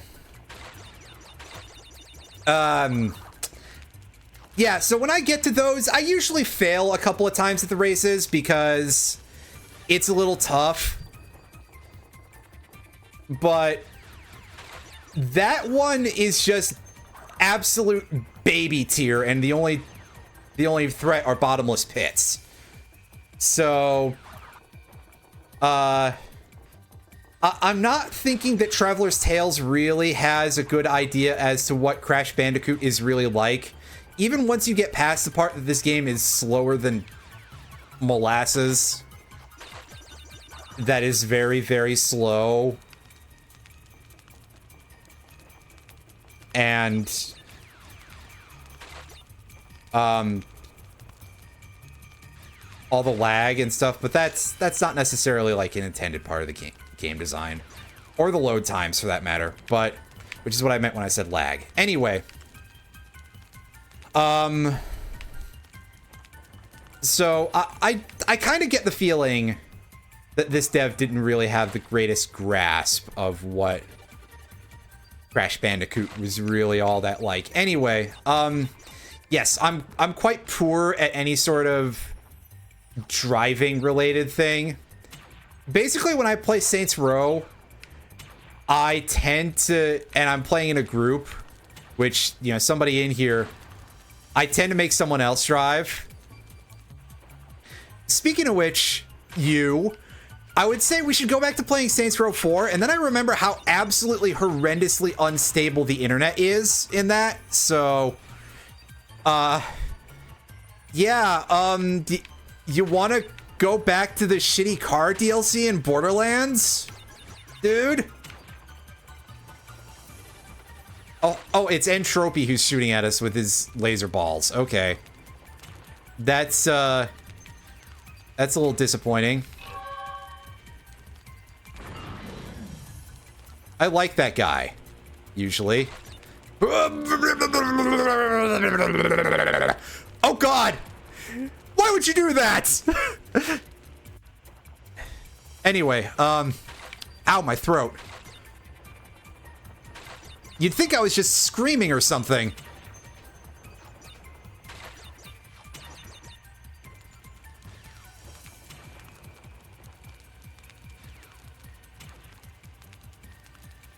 Zoink, Scoob.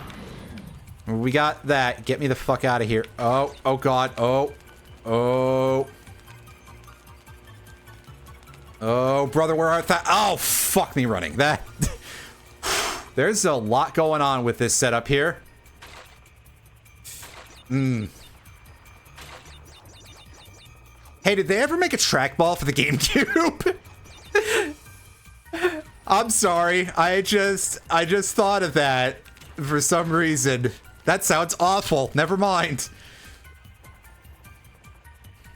And quite frankly, if they did, I would probably have to, like, put that on my list of things to look out for the next time I had, like, $50 to burn or something, because, well, I say $50. In a case like that, that probably would end up being something like, I don't know, a few times that, like, by a lot. Because it would surely be quite rare, because it would be incredibly stupid, right? Like that controller with the whole keyboard in it. Yeah, I know, right? That's the part when you start to feel bad about enjoying video games, even on a concept level. Fahrenheit Frenzy, or as they call it in the West. And by the West, I mean America, Indigo Prophecy Frenzy. What an extremely weird reference to be making during a Crash Bandicoot stream.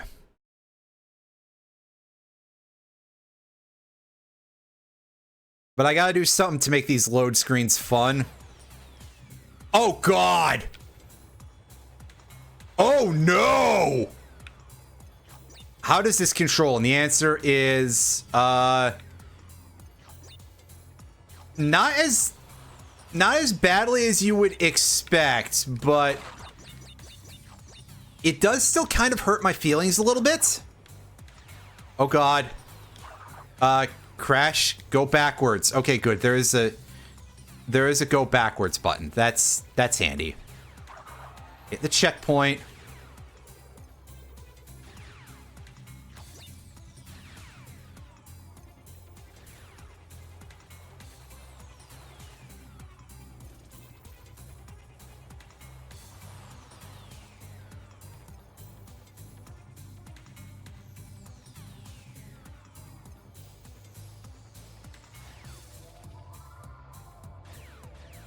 Yeah, I'm trying to remember offhand if there is ever, like, anything else other than just, like,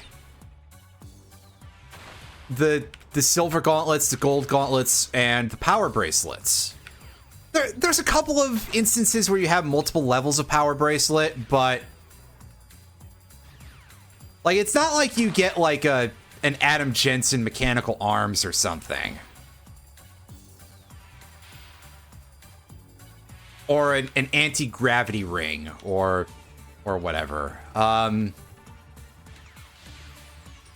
was gonna say, was there something funny in the game that I dropped like within one stream because I hated it?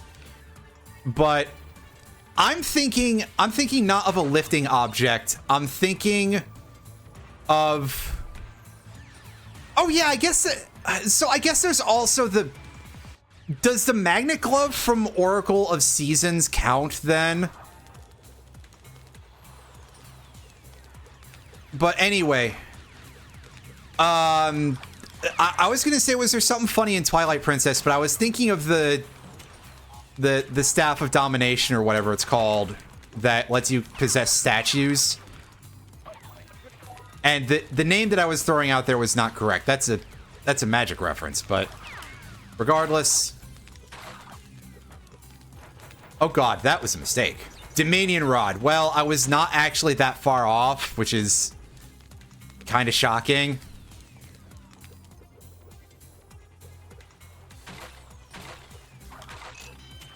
Because I always call that, I always keep thinking that magic card is called Staff of Dominion. So, yeah. For those of you who are, like, unaware, Staff of Domination is a... What the hell is this? Oh my god, we're invisible. Oh, it doesn't last very long. Okay. Yeah, so Staff of Domination is a card in Magic. It's an artifact with abilities that cost 1, 2, 3, 4, and 5 colorless mana. And like each of them, except for the first one, which is just 1 mana to untap it, are all like, hey, do this other thing.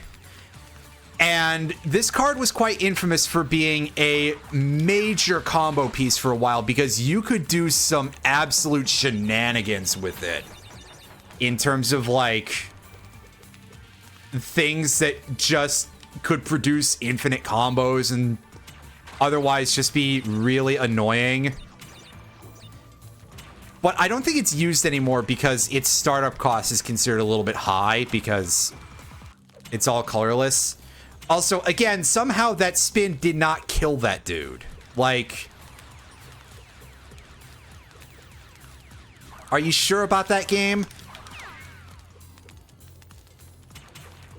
As here I am trying to feather taps that way I don't end up, like, accidentally walking into them while I'm trying to lead into the spin. And then the game's just like, hey, fuck you. Anyway. Yeah, this is certainly not the ideal way to experience the Crash franchise. We'll just say that. Ruh-roh. Watch out for this guy's weird blue bottles of sparks.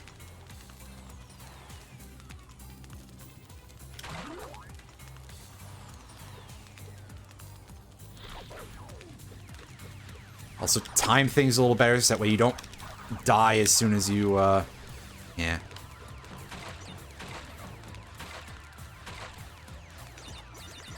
Alright. We got a squishy thing here.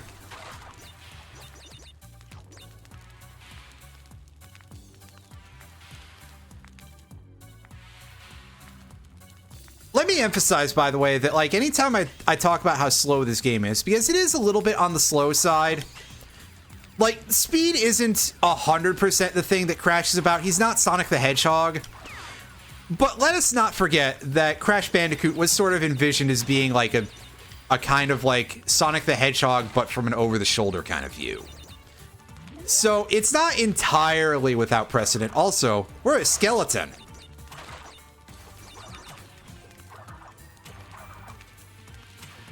That's fun. Oh, somehow we didn't get hit by that nitro crate. That's quite interesting. Is it because we were in, like, an X-ray chamber that... I haven't seen one of those invis crates for a while. Also, I guess we might still have some amount of level left. Oh, there we go. There's another one of them. Right as I was saying, I hadn't seen one in a minute. Also, this is such a weird way to use the exclamation crate there. Like, there was perhaps no need for that whatsoever. You could have just had the crates there. What does having them be invisible even provide in a case like that? Like, huh?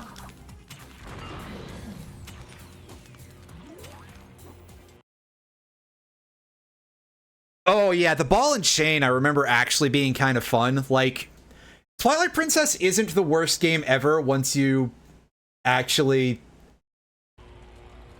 get past the beginning, but, like...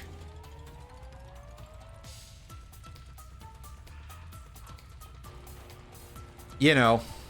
Ha! Crashes to ashes. Wow. Boo! Ah, the triumphant hero Crash, reduced to a pile of smoldering ash. Let's finish this. I'm gonna kick your ass if you don't. Oh. Anyway, this is a fun boss fight because... through the loading screen, we'll finish.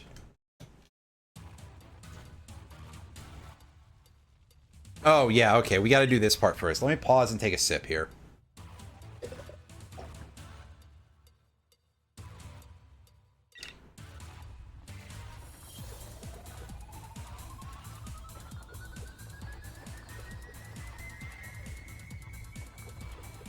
Anyway, the because here is... because... you gotta spray this guy in the ass with your mech suit. Thankfully, it's quite simple, but I was about to really start absolutely pissing up a rope about the fact that it's a boss that introduces a unique vehicle. Like, that seems a little bit mean-spirited, in my opinion. But it is significantly less of that than I remember.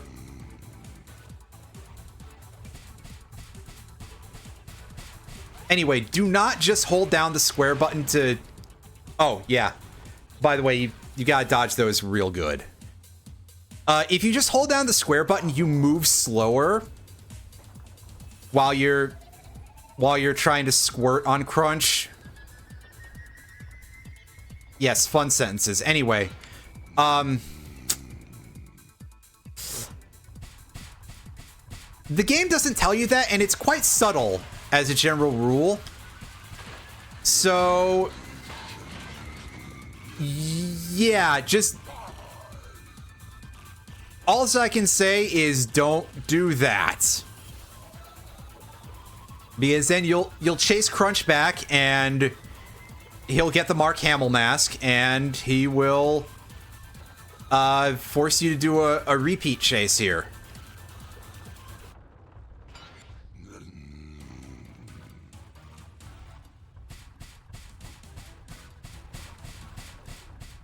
Also, watch out when he shits rocks, because... yeah. And you do have to chase him all the way, and even though he's getting, like, hella fast here. God, I hope that the rocks that he shat aren't, like, still in the road here. I got enough... oh, he's throwing them and they split now. Alright. Well, that'll tell you how well I remember the entirety of this boss fight, but I remember the basics at least. I remember being very cheesed off about this boss fight because when I played this a couple of years ago, again, VODs are still up on my VOD archive YouTube channel. I was like, why the fuck am I not able to catch up to him while I'm squirting?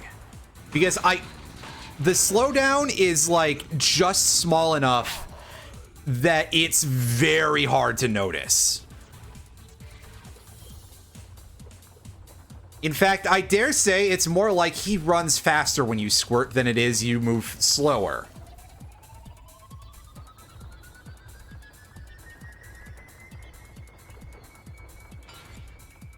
Well, Rolling Rock doesn't split at higher levels, and if it did, that might actually make it a slightly more interesting spell.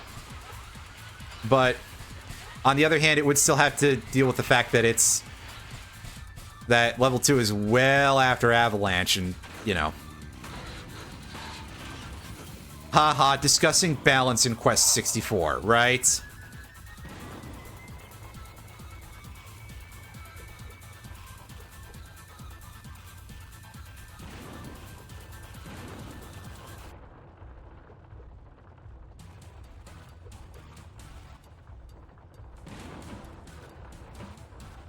All right, and get ready faster. Come on.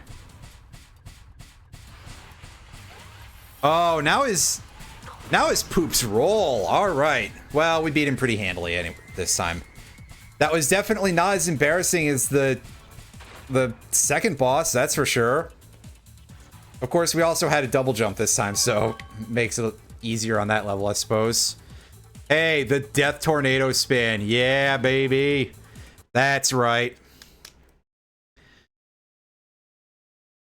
It's time for me to use that badly as well.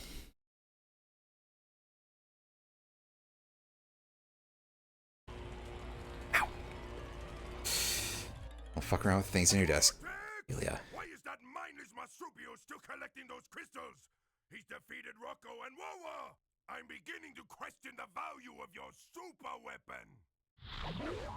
I don't need another mask's help. I could take this crash punk out with my metal arm tied behind my... Oh, Crunch. Stop being silly. Uka, he will use the elemental masks. No need for you to lose any beauty sleep.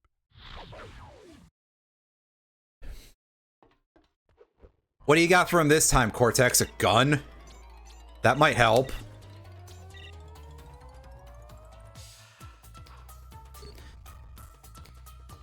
Anyway, we've cut through this pretty fast, actually. Like, we're over halfway done.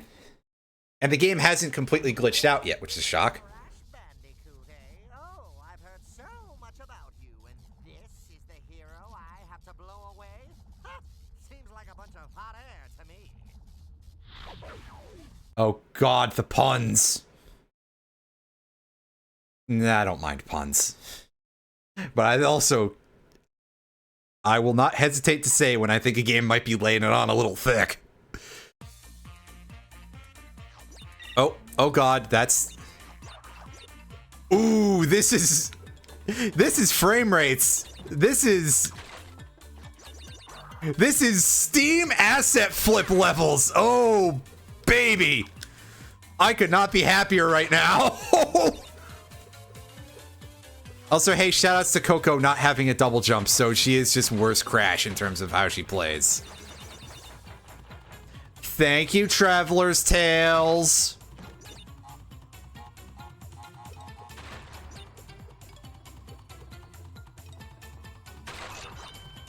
Oh, right. Yeah, you always spin too high, right?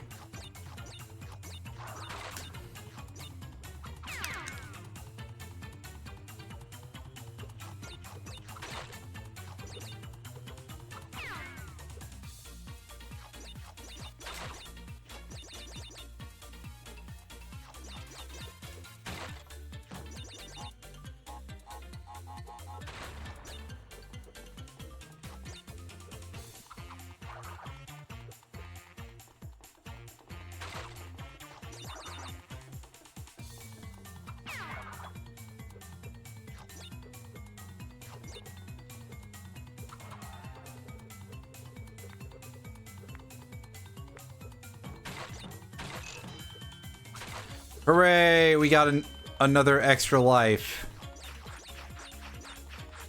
Jesus! Ah!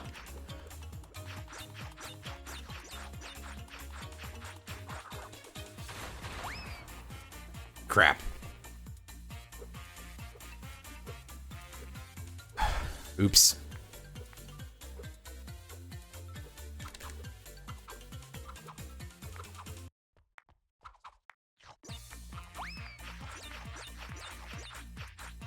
Also, like, they're definitely trying to make Coco's move like a spin kick, but it's more of like a spinning knee.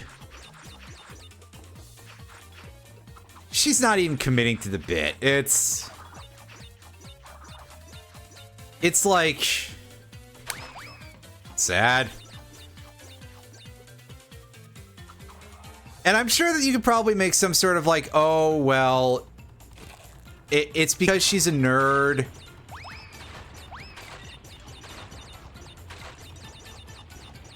But I know other nerdy characters who can do more physically than her. Quite a few of them, too. Not the nerd I usually go to this time. Anyway. Yeah, so the slaloms are just related to a gem, if I recall correctly. If it turns out that I'm wrong and I have to do all of them in order to actually beat the level, I'll probably be a little bit sad. No, they gave me the crystal anyway, so, like, I think we're good to go. Every level has so many fewer nitro crates than I think it does. It's kind of wild.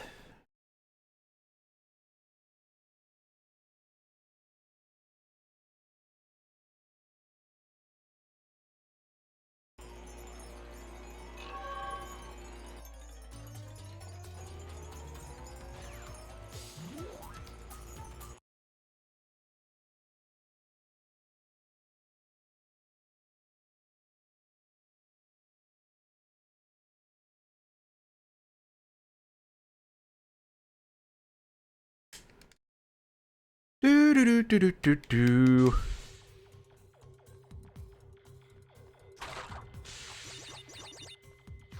Oh god, it's the loading sound in the background. You guys might not be able to hear that, but I can, and it's the loading screen noise from Wrath of Cortex on PS2. And I find that hilarious. Because we don't get that in this game. Unfortunately, what I find to be less hilarious is this fucking monkey bars.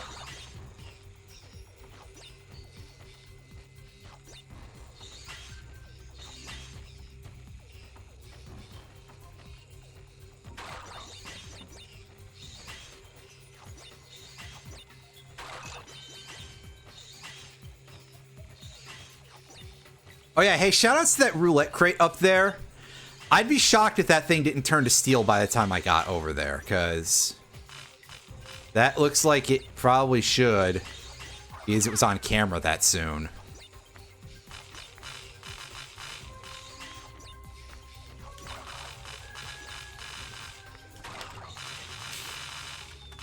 Oh. Huh? Why'd I drop off like that? Is it because did I like walk off of the edge badly or something and not notice? Oh god, okay, so it's like electrifying and it makes you drop off. Okay.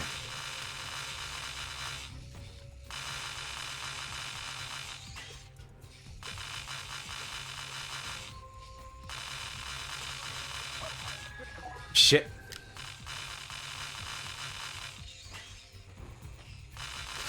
Ah!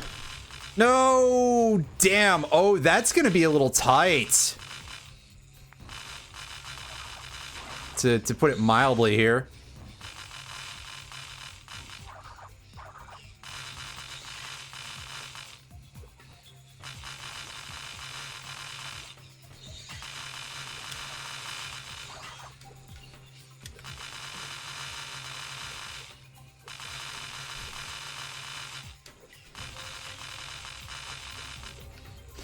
Drop off. No shit, I don't have space to double jump there. Okay.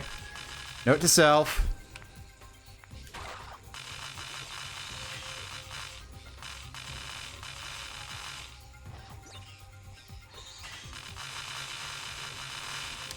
This looks exceptionally mean, actually.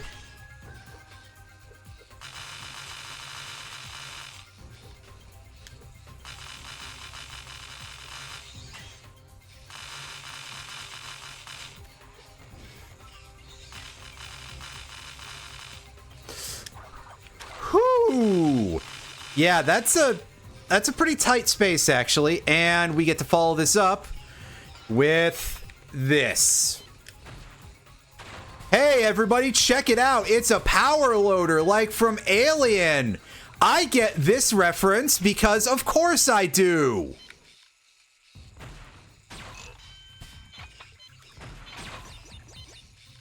I remember Colonial Marines. Wait. Anyway, this thing is basically... This thing has glass bones and paper skin, despite being a motherfucking power loader. So, you've got to hit things, like, well in advance. I have never done the time trials for this game. I have to imagine that with this level in particular, they are a goddamn nightmare.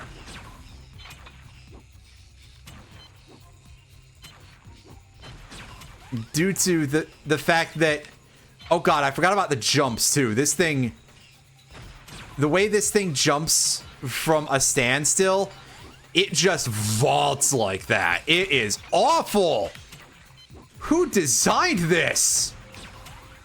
And why were they allowed to live?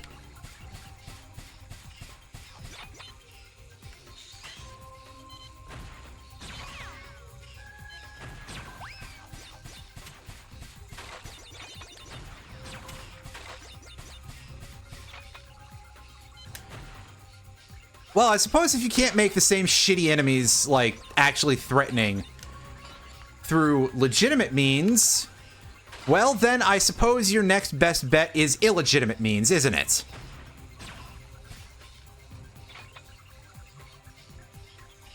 And yeah, aiming this particular bazooka is, like, not great. I think not great is the technical term for it, because... Yeah, up-close aiming is quite bad. And I mean, sure, I suppose that kind of makes sense. You do not want to use something described as a bazooka on something up close, because that's a pretty good way to, like, get hurt a lot. But also, yikes.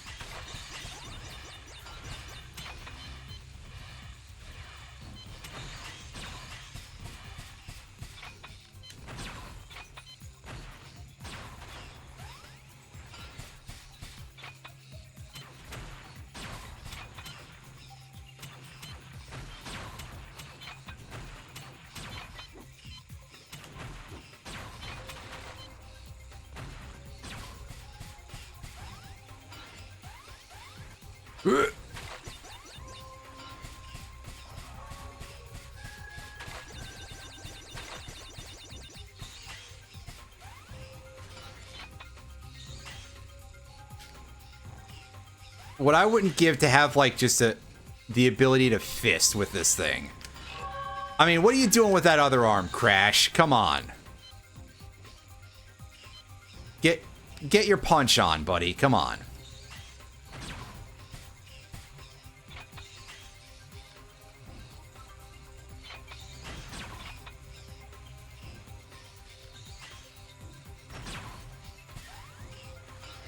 Ah, darn. Yeah, see what I'm saying? Aiming this sucks. A lot.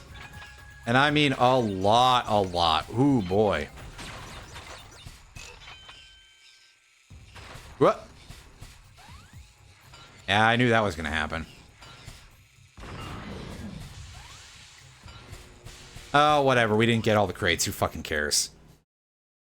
We're not here for 100%. We're barely here for 50%. And that's not even a joke.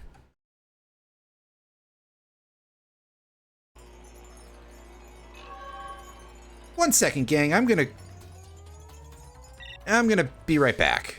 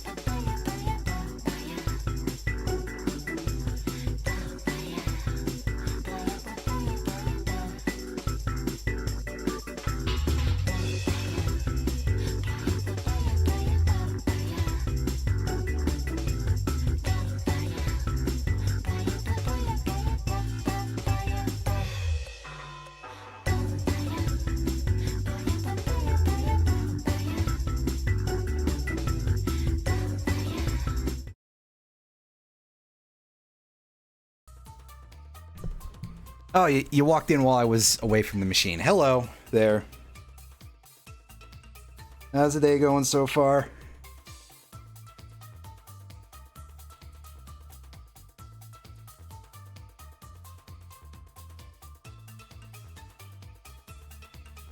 Alright, I gotta click back to the window there. Alright, that was Droid Void. I thought that was further in here. No, I think that...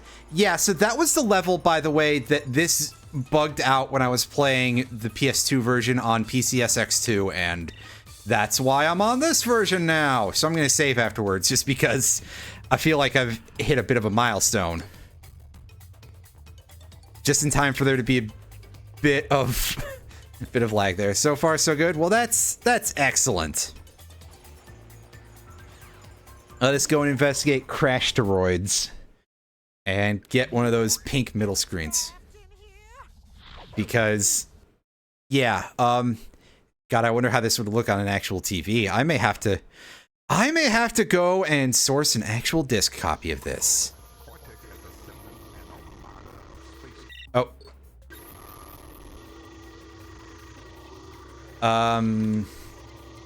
Okay, so what's my... Alright. I can barrel roll, I can press X to machine gun fire, which makes a noise, alright. I got a feeling we're gonna run into some cases where the sound is gonna start getting pretty crispy. As if it doesn't already crunch enough as it stands, right?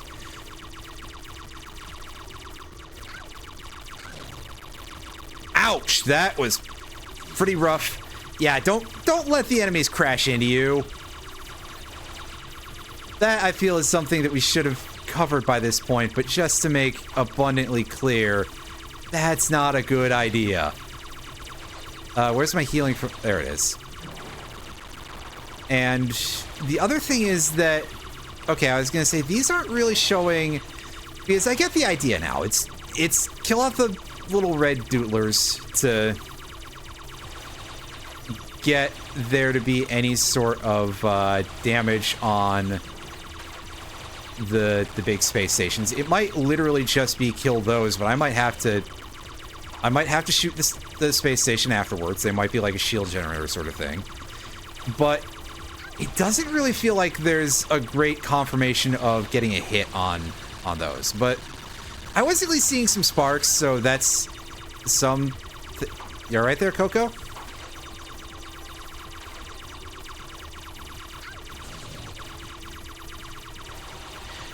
Credit where it's due, there's a lot fewer enemies here than there were in the last level where we were in a flying machine. Where that last level was just absolutely covered in guys who wanted to eat me for lunch and also possibly other meals. But also, I can see that the enemies here are a little bit more aware of the fact that they do absolutely massive amounts of damage when they hit me. Because I've definitely had just 2, maybe even 3 dudes literally just fly into me. Like, they were just like, yeah, I'm gonna end this fucker. And that seems a little bit mean, I'm not gonna lie. As if it's bad enough that they're shooting at me, now they've got to actually be trying to crash into me. Well, I suppose we are on the 4th world. It probably should be a little bit harder. This is our, what, 3rd flying machine level so far? Oh, did one crash in while I was in the cutscene? That's fun. At least it didn't kill me. Oh, unfortunately, that was full speed, but I digress.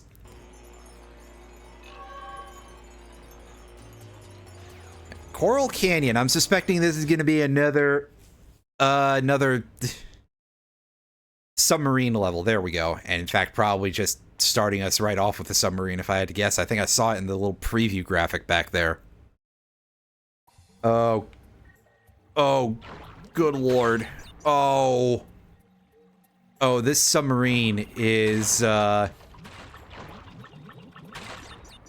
is a little bit rough, so I'm going to stay towards the top of the screen and be careful. Whoa. I think something like that'll probably work.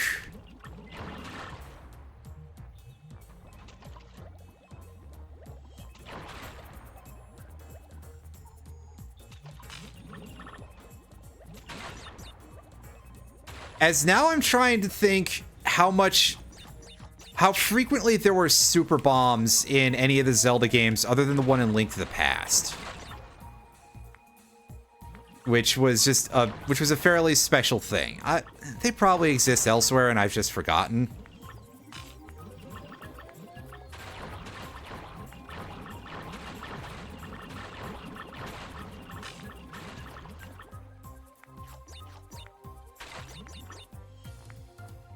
Of course, it being called Super Bomb instead, I just think, power bombs? Wait, I had a mask? Huh. Didn't even notice. Well, that's okay. Like I said, I probably wanted to stay more towards the top of the screen because of those mines, which are the greatest threat in any of these levels. I mean, yeah. True. It's just one clears the screen and one doesn't, I guess.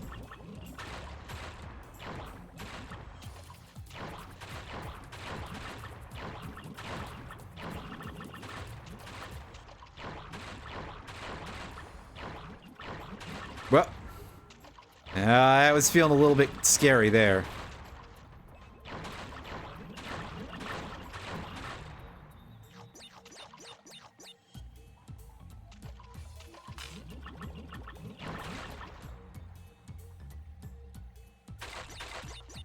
Pick those up.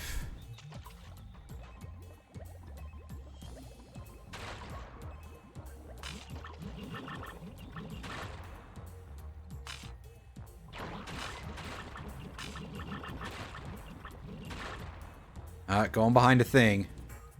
No, not quite. I was like, I can't wait to get the stealth landmine to show up there, but believe it or not, we didn't go so much behind a thing there. Ooh, I don't like this. You got the world's wackiest lionfish here. And gotta dodge around the... Am I all the way back at the start of the... I am all the way back at the start of the level, huh? No, it doesn't quite look like the actual start of the level, but... No, maybe it is.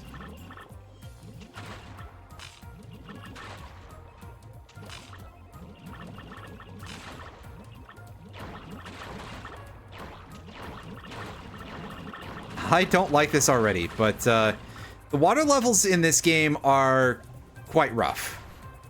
As I've expressed before, I feel that they are significantly worse than the ones in Crash 3, and that is a big part of why, because you turn quite slowly due to the fact that you have an extra phase of turning where you just sort of stare into the screen for some reason. I don't know why you need that. It's not like they have these as, like, rotating paths or anything, as far as I'm aware.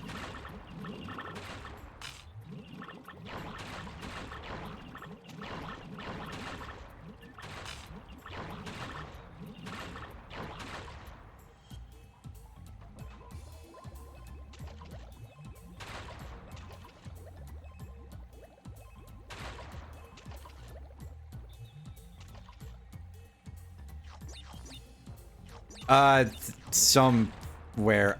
I am not exactly sure what you were doing offhand either. I was gonna say, is this like a Zelda Classic project or something? Because, oh god, does that even still exist, actually?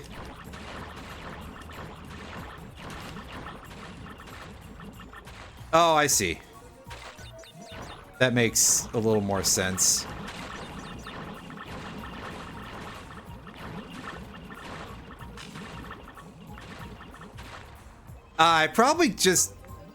It probably just got buried in the avalanche of, well, I follow enough people now on Blue Sky that are active enough that it's very easy to lose stuff.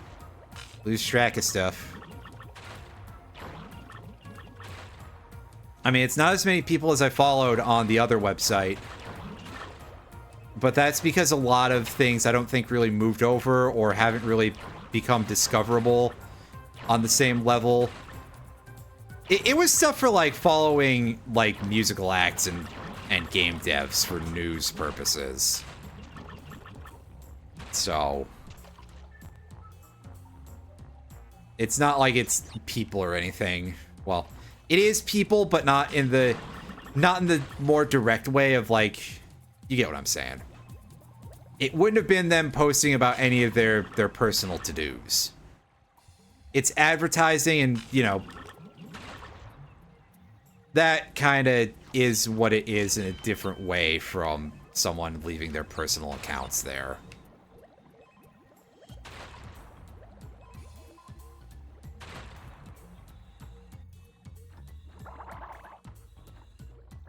Now, I wish there was a checkpoint box here.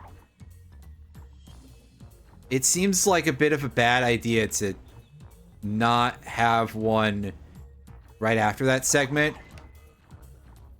It's very possible that there's one somewhere in the submarine area.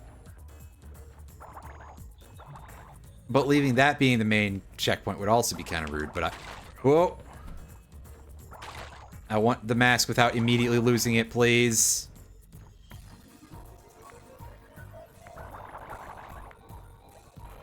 Oh, right, I do have the Death Tornado spin.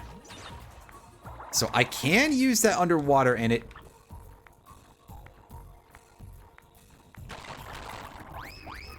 behaves in a way. Fuck.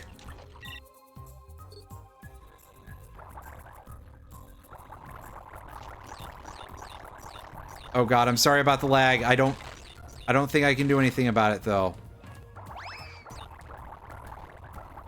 Oh, sheesh.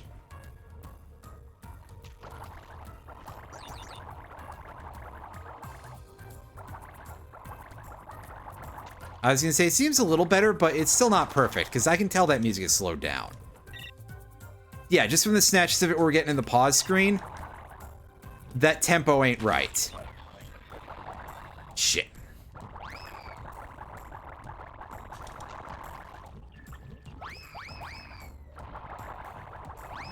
Well, at least the checkpoints are just out in force here now. Credit where it's due that the rest of this level has been quite painful, but the checkpoints, now that we're actually past part of that forest of nitro that they were putting right there, the checkpoint count has been quite good. And is this the end of the level? Yeah. Well, phew. We can go back to not experiencing such laggy music.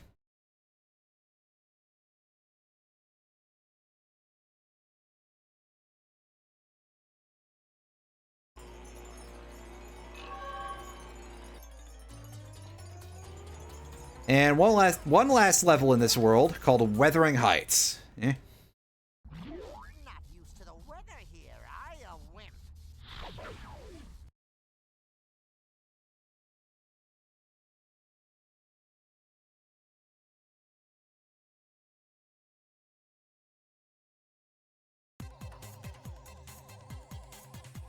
Ah, shit. I just looked over at Blue Sky on my timeline. I saw...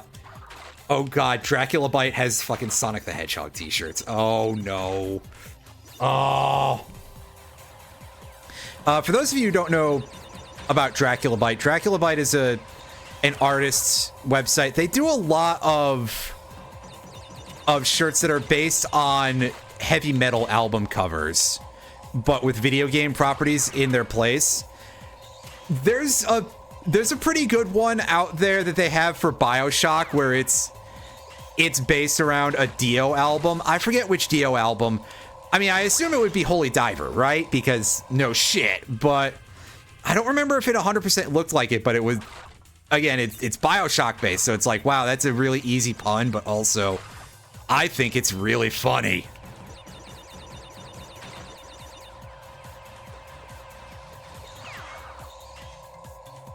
Yeah, oh god, they've got a Sonic one done up in the Slayer font. Multiple like that, actually. Oh, Jesus. That's so good. I love the way these things look. I have a Metroid one of theirs somewhere. I don't 100% know where it is. I gotta find it again. I might have stopped wearing it because I think it got a hole in the back, probably from my dog clawing at it, because my dogs are very enthusiastic creatures, and quite frankly, none of us cut their nails often enough. So I definitely have quite a few shirts that have been punctured in ways that certainly look like it could have been done by the dogs. Okay, there's no wind blowing in this obvious wind tunnel. But also, they're finally thinning out the hallways a little bit, so these guys might be able to actually hit me once in a while. Yeah, like that, which is kind of a shock. To, like, see some of the most ineffectual enemies you've ever seen in history finally become a threat. Oh god, okay, yeah, that's this, not...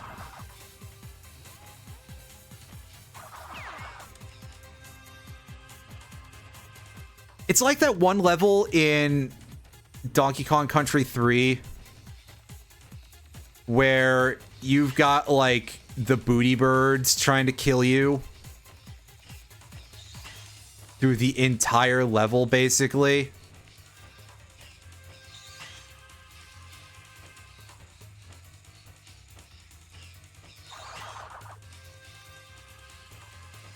Okay, no, the robot I was looking for was much further up ahead.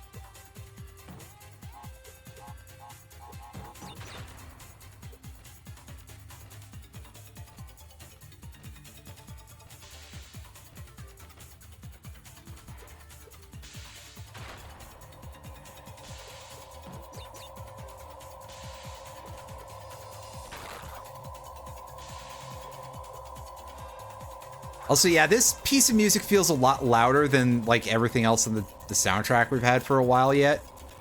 For some reason. Oh god, the lag. Not even gonna do anything about it yet, though. Oh, right, because this is the same level theme as the last time we had this thing show up.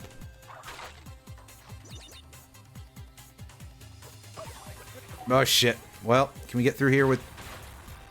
we did pretty good with that, actually.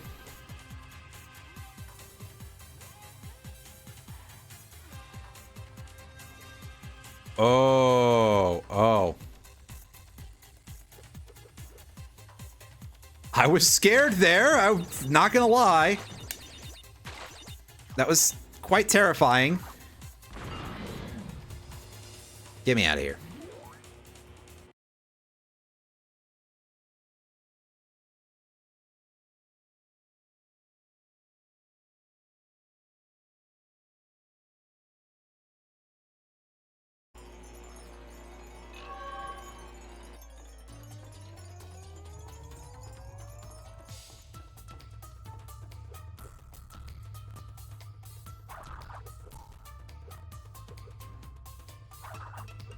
Hello? Save screen? You want to... Please? Hello? There we go. It can be a little bit weird, I think.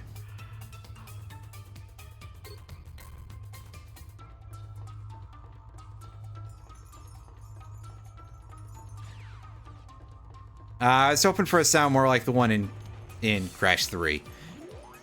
I may at some point have to actually get out my PS1 copy of that game and play that on here because I have a lot of nostalgia for it. Time to earn your wings, kid.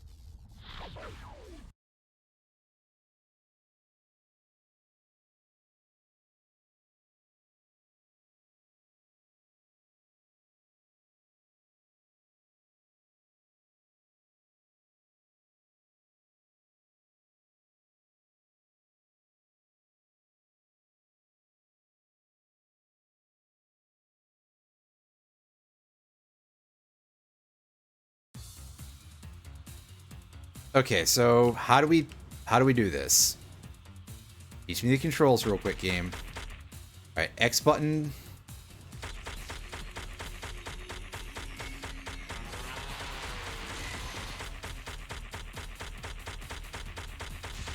Where do I okay, there we go. He's flickering. Okay, I have a health meter, right? So I'm wowing because I got shot there.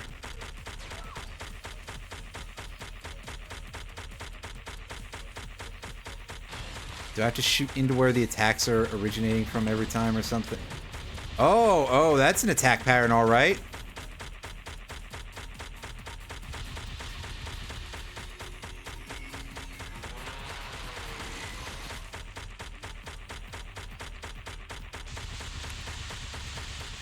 To get down, but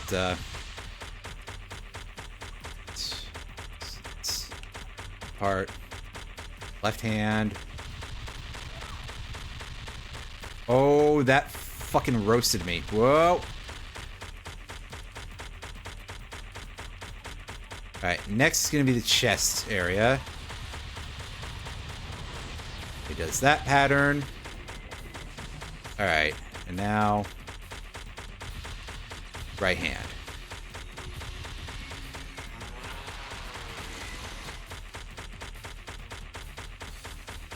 Face. Did he stop it prematurely? Is he like... Oh god. Oh boy. Yeah, so I'm very bad at controlling the plane. And I can't tell if it's because it controls bad or if I'm just bad. But I will say that I feel that when you have things set up this way, I don't know, this feels like a place where up and down being reversed does not feel right. Maybe it's just because I'm not used to playing this type of game. But, you know, this sort of like Star Fox kind of thing. This into the screen spaceship shooter. Oh, God. Oh, that hurts. Oh, that's a lot of damage. Thank you, Phil Swift.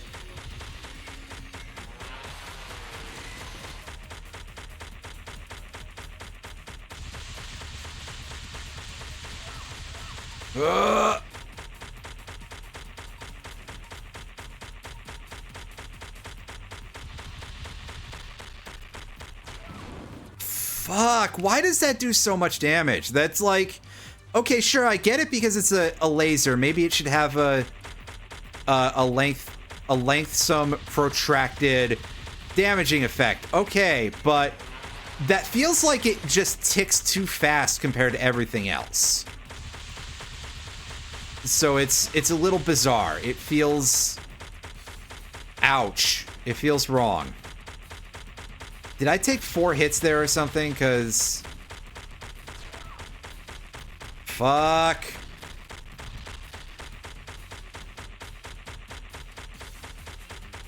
Okay, yeah, my plane feels like heavy as... in terms of controls. Ow. Okay, good. I can use the D-pad. That's gonna make my life a lot easier, actually. As soon as I remember that the verticals are reversed. What the... Why was I still taking damage even after that? Like, those shots were gone, man.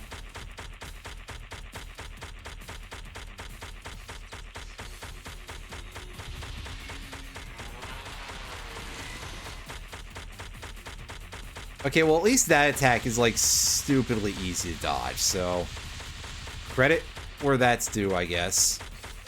But now these are doing... Were they always doing 10% damage to me before? Or did it just start doing...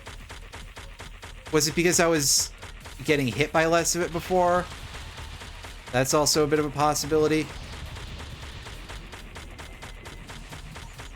I should pay more attention when he does the attack animation for attack number 4, just to see if that's like you can read where you're supposed to dodge to.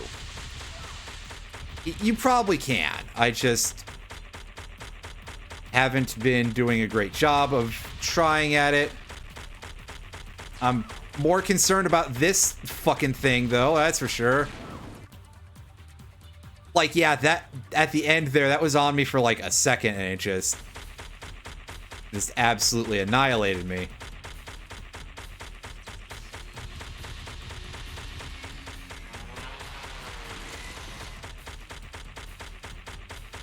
The difficulty on these bosses has been very all over the place this game. I mean, overall quite high is the main thing I can say about it. Like, these bosses are harder than the levels, that's for sure.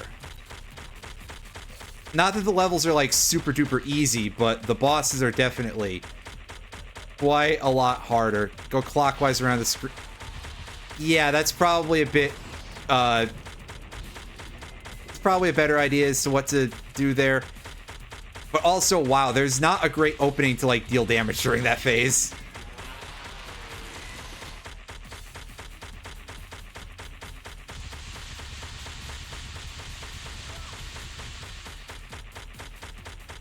Just start getting into place here. Can I at least do a couple of pixels of damage?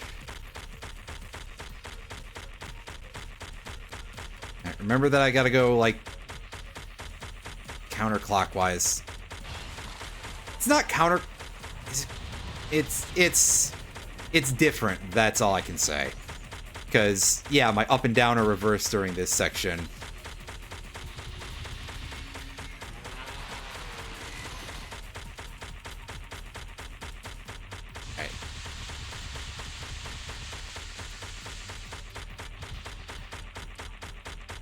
Got a couple of hits in.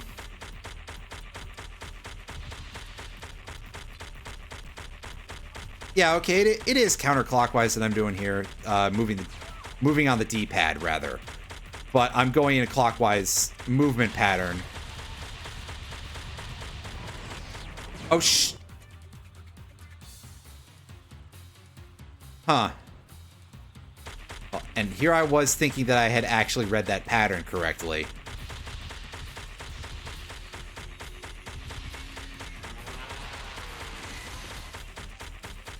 It's easy to dodge after you get some hits in.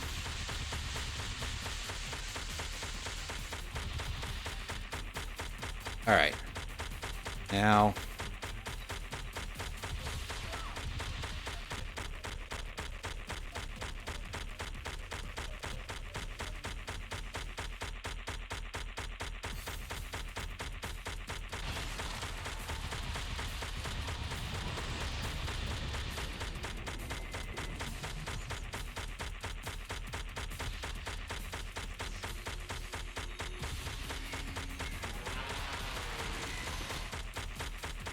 See, it makes more sense when it's in, like, a more full 3D kind of flight stage.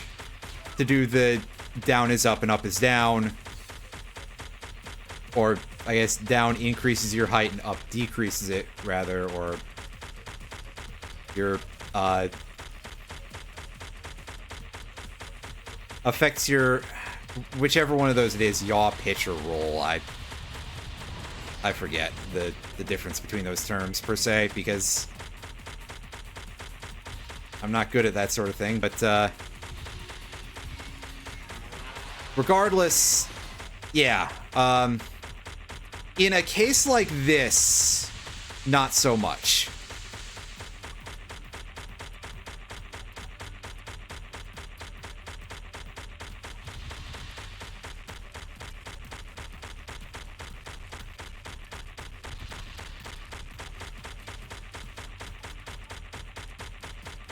And see, a part of this is that I have no idea if this is like a shared health meter across all 4 body parts, or if they're gonna start like shutting down as I deal damage. Because it felt like I stopped this one. Yes, pardon me. Okay, thank you. Yeah. So basically for up and down to affect your roll the way they do in more of a 3-dimensional flight thing makes a little bit more sense to me. But for something like this where it's really just 2D motion, it feels wrong.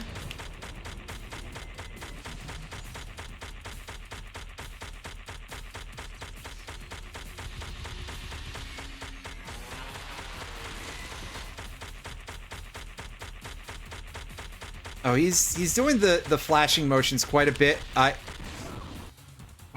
It seemed like we got quite far that time, so yeah.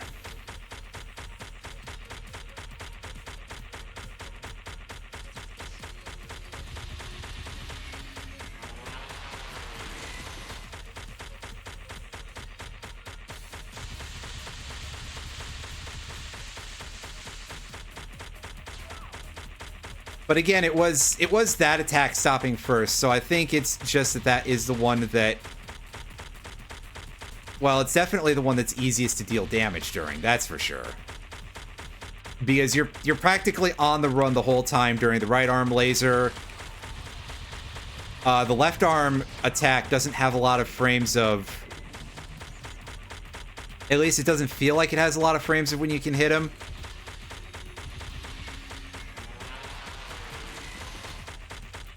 Meanwhile, this, like, pretty much the whole time you're able to deal damage. Unfortunately, you also just get hit constantly because... Really, it's basically either that or...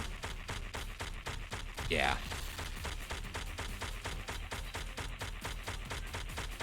I could probably deal more damage during the laser if I was doing less of a, like, square movement pattern, really, but actually see, that was some good damage during left arm.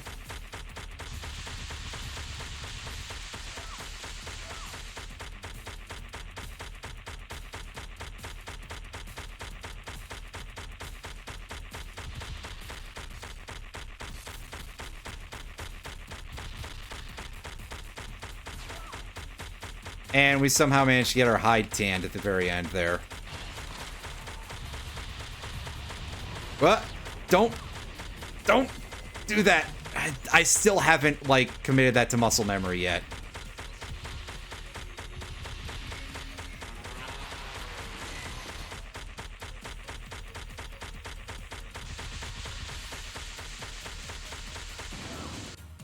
Ah, dang it. Oh, my thumb.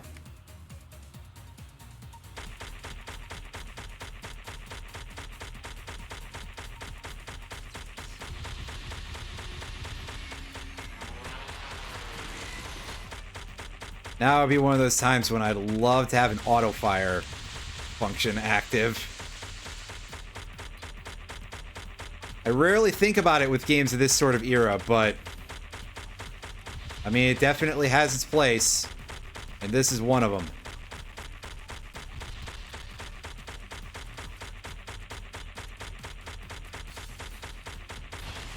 Oh, I certainly do. Unfortunately, okay, yeah, I don't even know where I was supposed to dodge there. I think I just had to take a hit. It might have been far left, but I couldn't quite tell. Like, you can read the pattern prematurely, but that just looked like everywhere. So I'm going to go out on a limb and assume that it was actually far left, and I just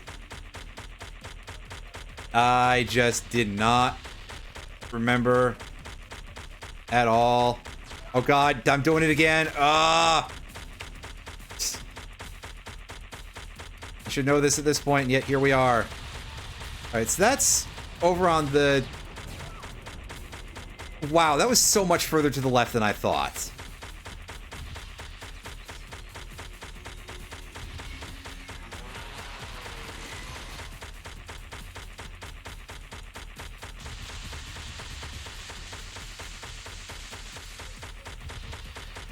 Well, that was some good dodging, at least, so...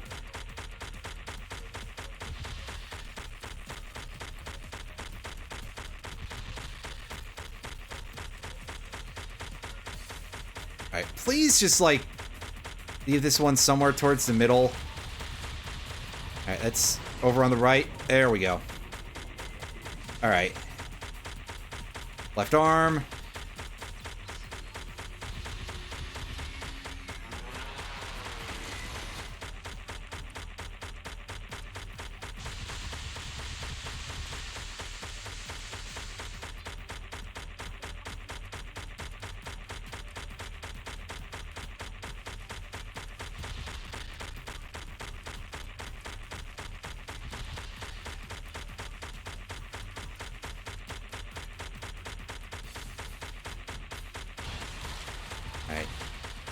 That's like in the middle. That's easy placement. Okay.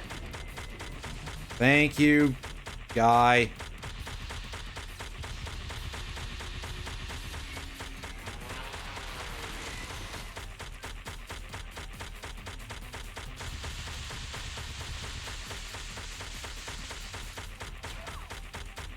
Ah, crap. We're not in great shape, but...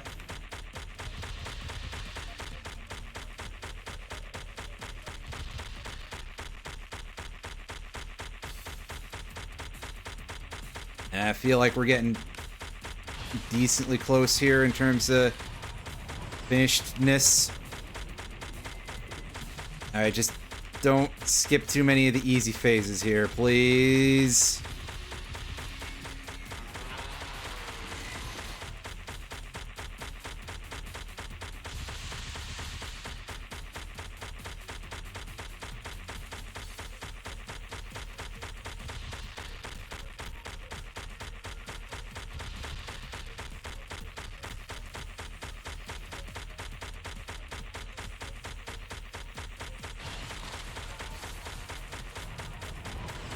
Oh, I was like, oh shit, am I not far enough over? And it certainly felt like I was quite close there, but it was a little worrying.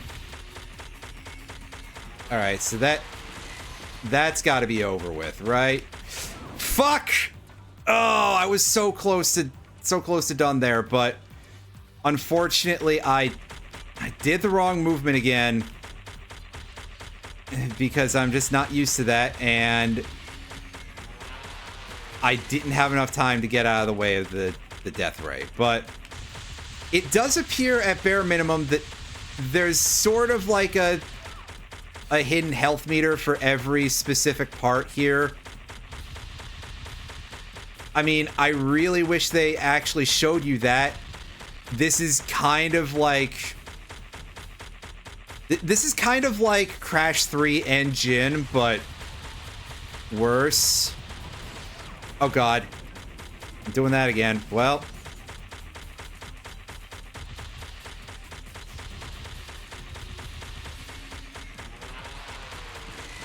And again, in Crash 3 and Jin, I mean, the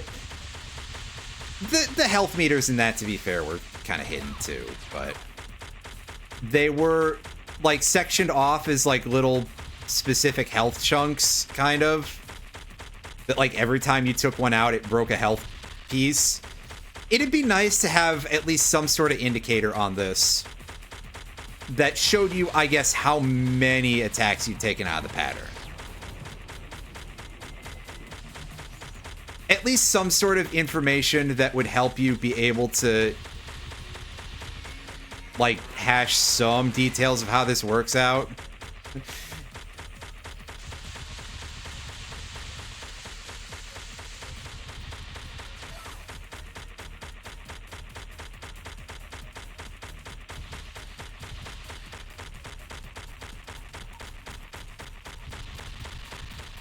Oh god. Right, pause to readjust because I heard the music starting to slow down there.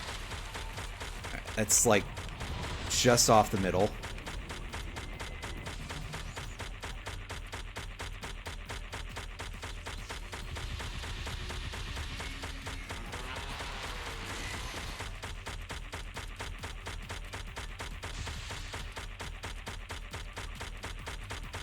Okay, that must have been that part dying. So that's cool. Don't think about it, just act. This is the one where there's some thought involved. And I think what I gotta think for all of those is just like, hey, yeah, always lean more than you think you have to, because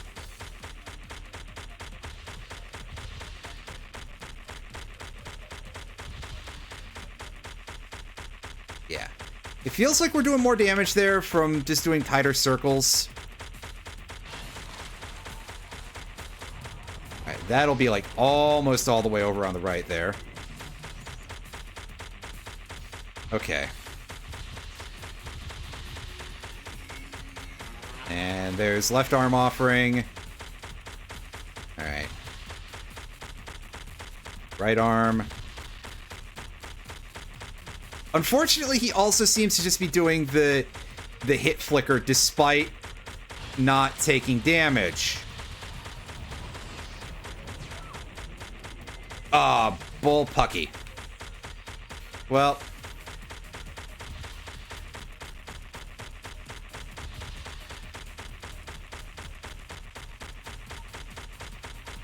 There is a slight hit noise every time you deal damage. I think every time, at least darn close.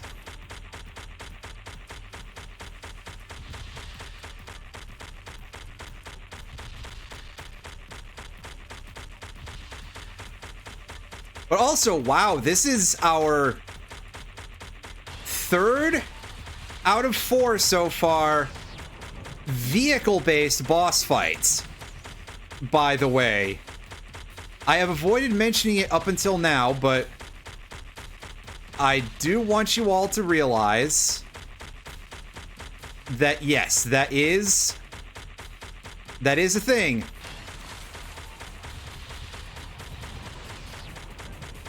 It has been this great a proportion of boss fights that are themed entirely around doing stuff in vehicles in a Crash Bandicoot platforming game.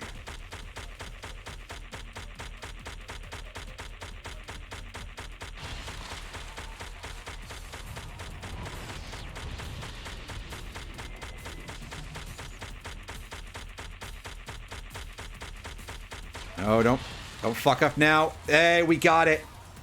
I think I got slightly damaged at the very end there as well. But there it is. That is boss number 4 down. And I have been streaming for 4 hours, but there's only 25 levels and 5 bosses here. I think I'm going to try to finish this.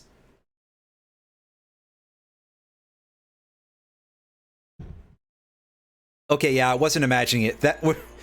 I would have been quite embarrassed if I had died at, like, the last pixel of health. Not that it's necessarily that unusual for me to do embarrassing things in this game. Or any game, for that matter, but still. Alright. Coco?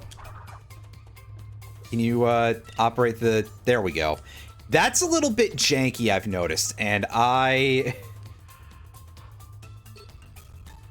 don't feel particularly happy about that. That feels like something that would be a problem from just the actual game, but not the emulator. Well, here we are again. I wouldn't necessarily call this irony, but don't you find it a little odd that we keep meeting under these same world domination circumstances? Why not just give up and let me win for once? Don't worry, Dr. Cortex.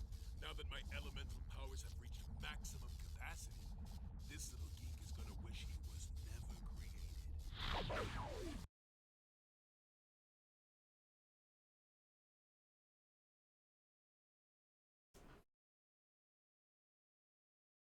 All right, gang, we are on the home stretch.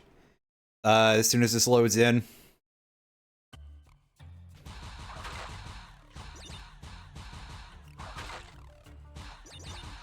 What is that noise? Is that part of the music?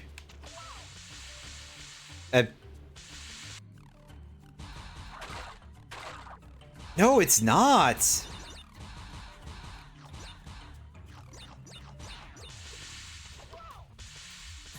Where did my double jump go, game?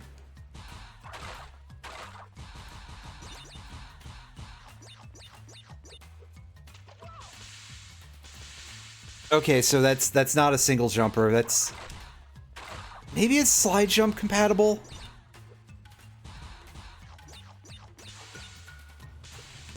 Oh, don't... Shit. Okay, so that's not a thing that locks you onto it and you can fall off of it.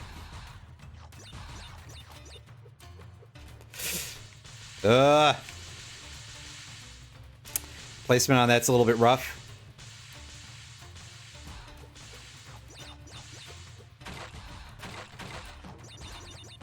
I'm curious as to what's making that awful noise.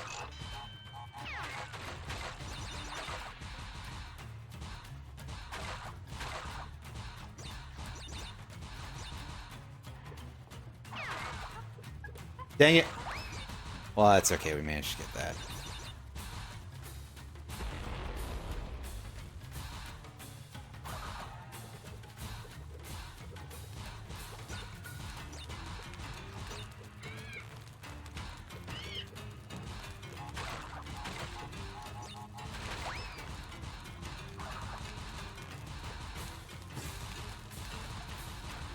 Well, dang.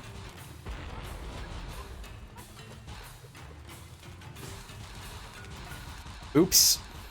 That's gonna be a game over, isn't it? Not quite.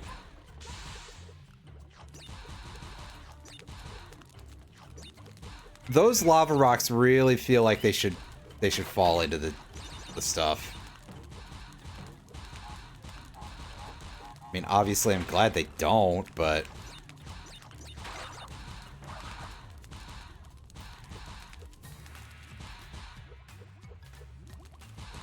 Those ones, I believe, do, however.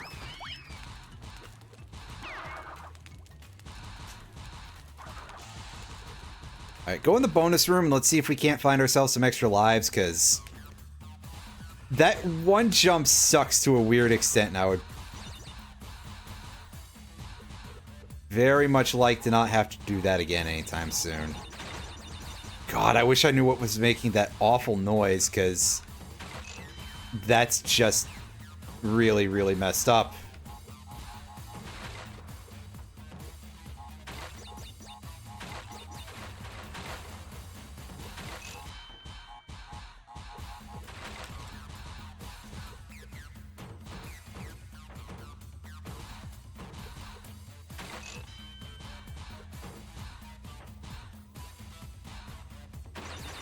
No, dang it.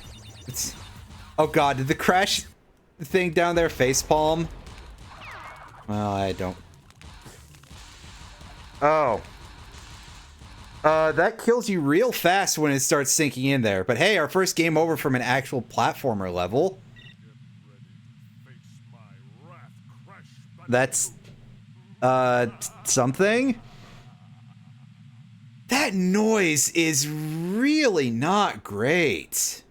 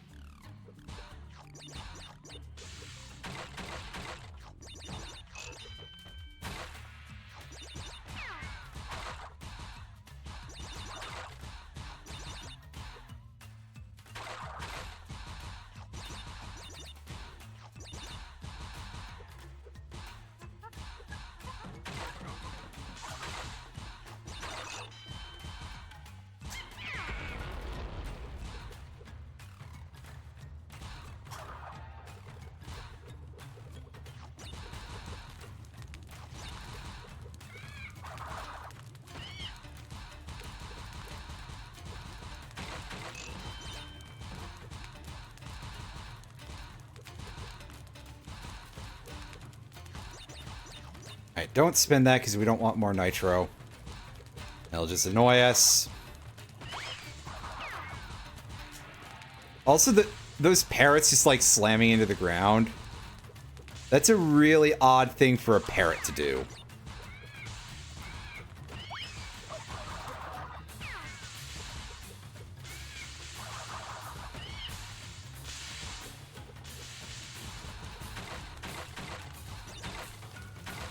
God, that horrible noise isn't related to those steam pipes, is it? That'd be really strange if so.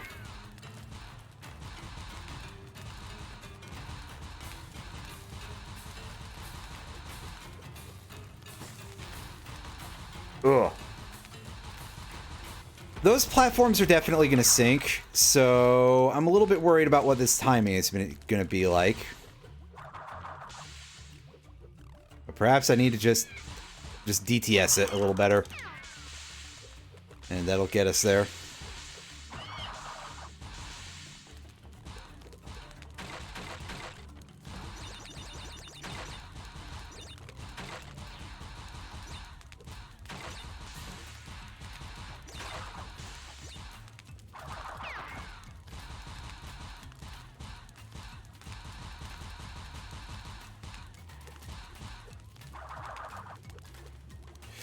Oh.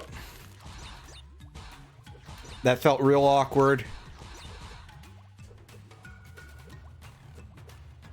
And hey, we died like right before a checkpoint. That's kind of a shame.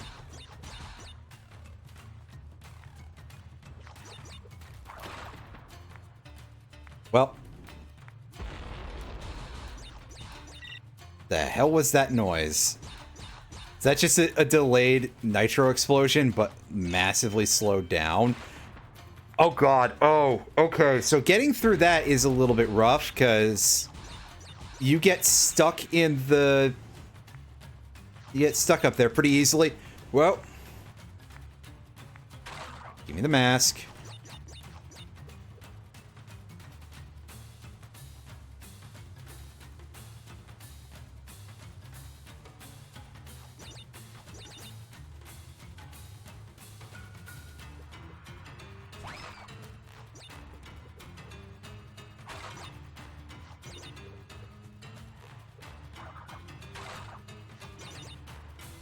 All right.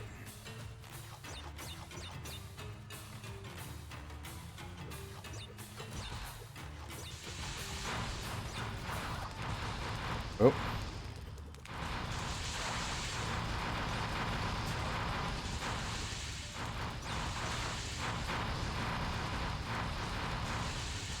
This is really reminding me also because I spent a lot of time in the prehistoric levels in the game. That one of the other things I was considering playing around this time was going to be the first 3D Gex game. God, I haven't played those in forever. I wonder if they still hold up. I seem to recall the 3D Gex games being pretty fun. Although, I remember a lot of things incorrectly, so I could, in fact, be completely misremembering, and I'm glad to be out of that level just because of that fucking noise in the background. Ugh. Ooh, boy. That was rough.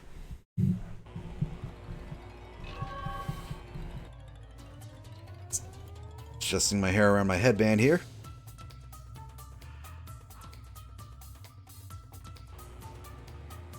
Gold Rush. So, there's one level that I remember from some instances where it's like, if you just do no inputs, you'll beat the level. And I don't know if it's this one. This one I think might be an actual platforming level. Yeah, this is like an actual platforming level. I was gonna say it's World 5, so we've got to deal with... Surely they're gonna have cactus that want to kill us, right?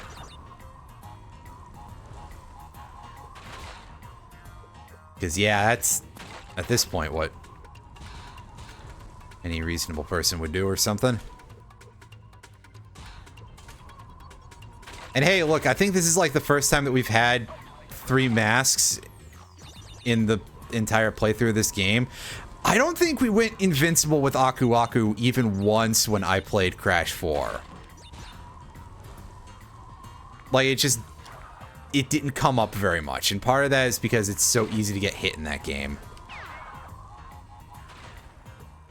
But this one also instead feels like it's just very stingy with the masks, I think. Something which is, of course, exasperated. Wow, I said the wrong word. I was like, okay, do I want to say exasperated as a gag? But no, I was just gonna say exacerbated, but no. Fucked up and... Okay, yeah, just spin through those guys, I guess, it'd be easier. Whoops. Yeah, so... Wow, I almost did it again, because I forgot that those were there and not after the obstacle. But, yeah, it's exacerbated by the fact that it seems like bosses just do not give you any pity masks if you die on them at all. Like, because I died to that second boss a lot. Like, if the game was going to give me any, I damn well should have gotten them by that point. Unless it's like, not until you die 100 times or something, which would be absolutely deranged. But it didn't happen because of some reason. Ah, good, more monkey bars. You know, these things that absolutely are like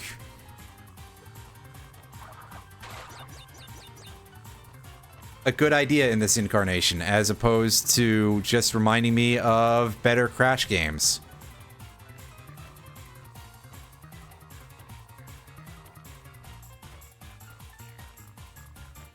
Music had a bit there where it was just going absolutely nuts.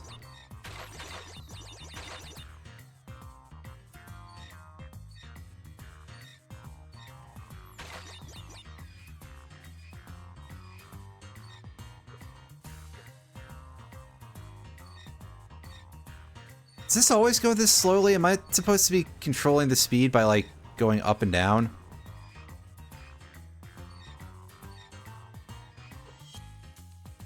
Because, yeah, all the square button does is that.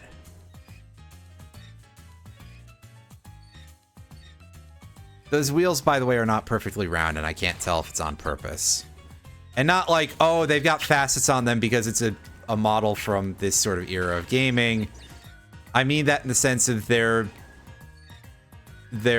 oval. Okay, well, if I was supposed to go faster, it didn't come up. However, I did fail to get the free one up there, which does kind of hurt my feelings a little bit. But I don't know the timings of this super well, so yeah.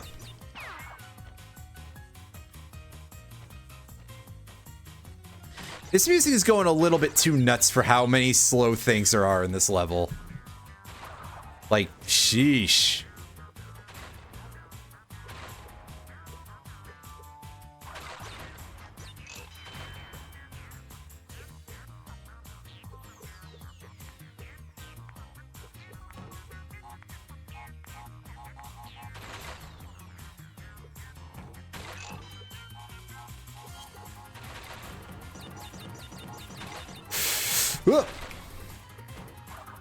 Oh, we somehow managed to hit that anyway.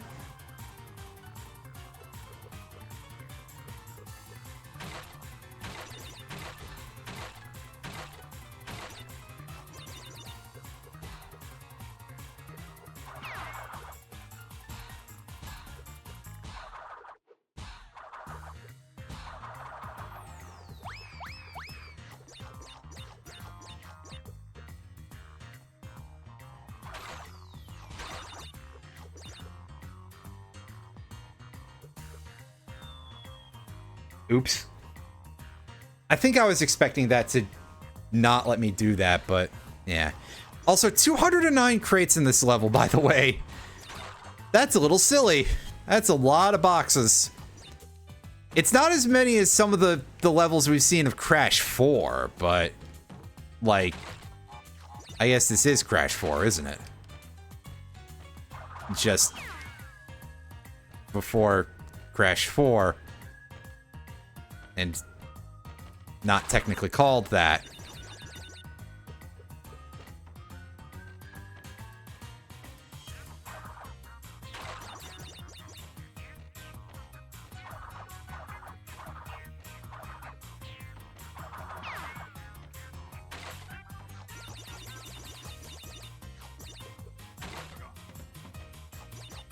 There's a slight, like, bumping sound to the Aku Aku crates, by the way. I just noticed that. That's kind of neat.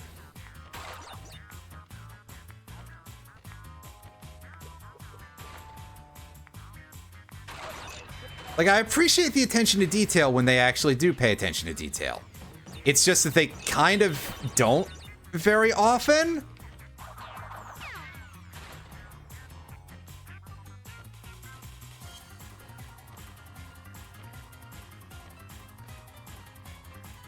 Oh yeah, weird thing to say perhaps, but it feels like it's a little too easy to get into a long-lasting Death Tornado spin.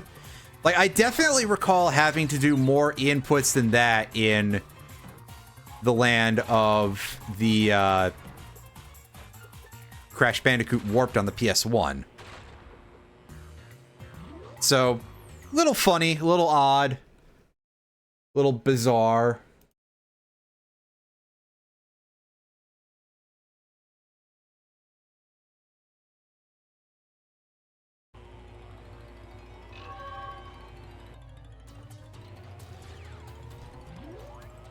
Only 3 more levels and a final boss left to go.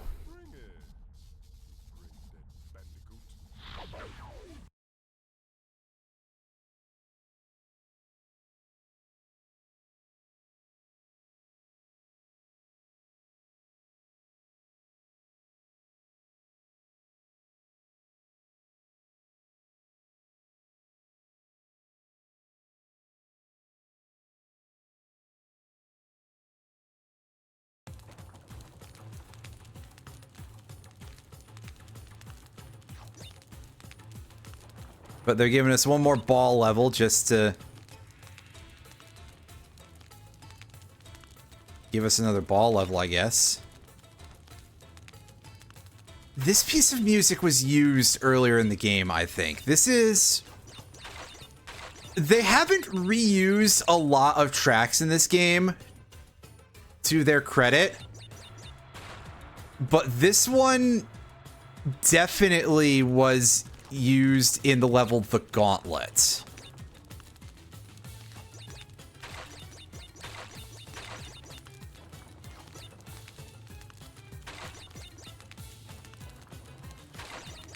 Well, let me tell you, now I'm once again curious about that GameCube trackball, if there is such a thing. I'm not sure it would necessarily be the greatest idea, but anytime you give me something like this, I will immediately think of Marble Madness. And as a result, I will immediately think of trackball control. Because, well, the original arcade machine had a trackball. I only learned like a couple of years ago, I think, that Marble Madness was an arcade machine. I thought, for some reason, that was an NES original. Also, I feel like I've learned recently that people do not like the NES version of Marble Madness, which is quite weird to me, because while Marble Madness is a bit of a bastard of a game, I've never known anybody to, like, hate the NES version of Marble Madness. I also don't know anything about the arcade version other than the fact that it used a trackball.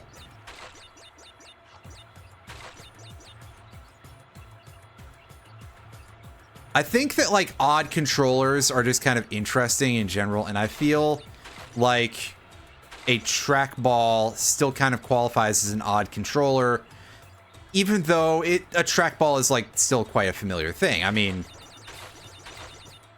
I've encountered several computers in very odd places throughout my life that have had trackballs hooked up to them for purposes of control. In fact, I think when I was first getting any semblance of higher education, there was a computer in one of the offices at a local community college that had a trackball hooked up to it for some reason. Like, you would think something like that, all the machines would be the same, but for some reason, just one of the computers that was out there had a trackball, and none of the others.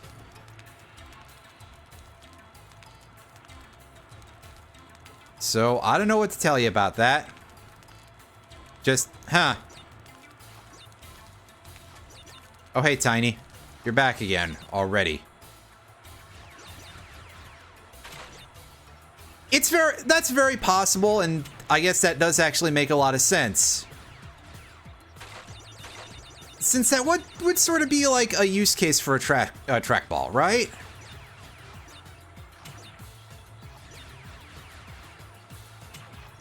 So, very possibly, but I am not completely sure.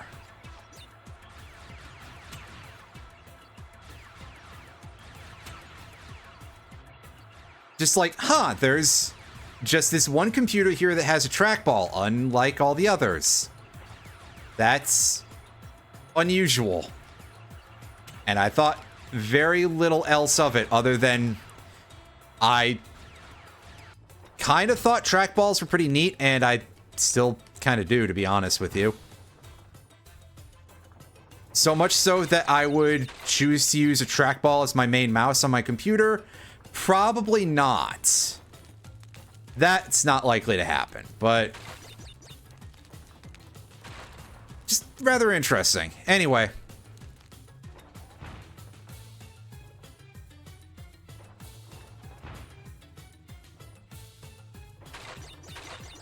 It's okay if I'm likely to pick up any new controller or anything, well, old controller obviously for a GameCube anytime soon. Ooh. It would be getting one of the multi-console arcade sticks that my brother had back in the day for this generation of consoles. Because I don't remember, like, the part number or anything, but I've definitely seen it out there on the internet. I went searching for When searching for one on eBay just out of curiosity and found the exact stick and was like, oh, hey, that's neat.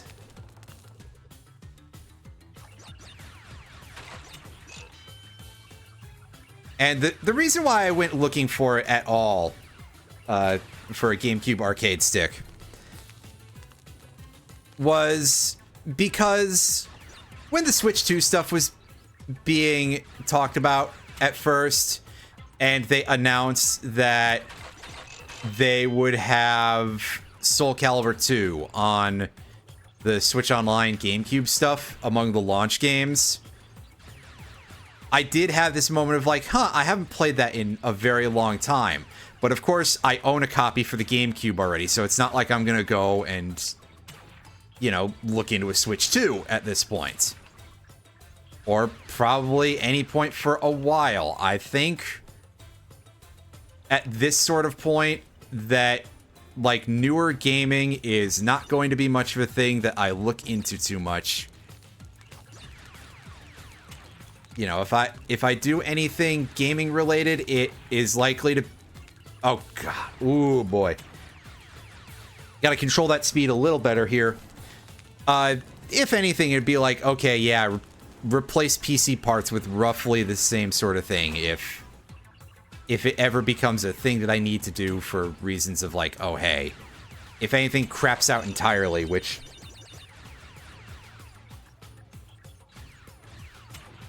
you know, could happen, but regardless, I don't know, newer gaming, not really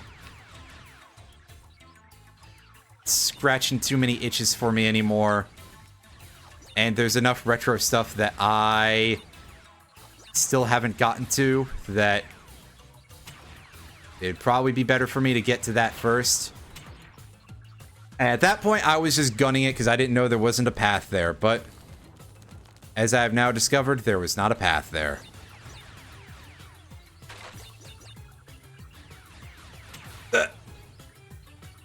Huh, I don't know how we didn't get hurt there, but we didn't. So, good job, Entropy. You are really, really disappointing in this game, even compared to before I discovered that.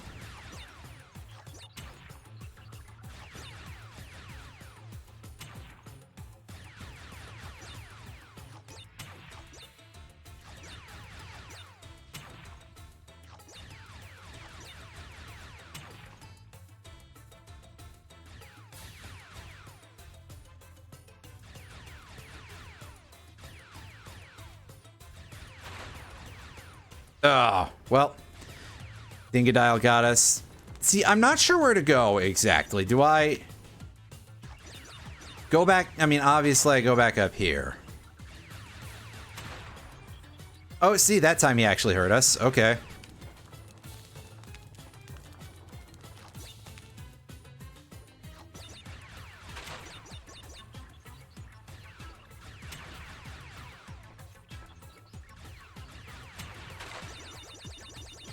All that stuff. All right, now get that. Because you see, there's an area over here with this sort of patch of... No, that's death. Okay, so now I'm at a bit of a loss. Because we've got this maze over here that I don't know where to go exactly.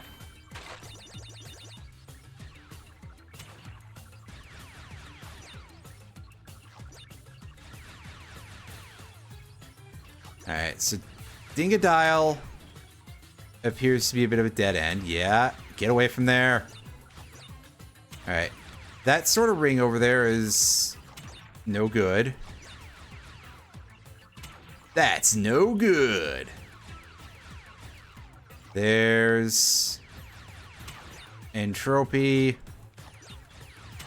Just sort of being over there blocking the way.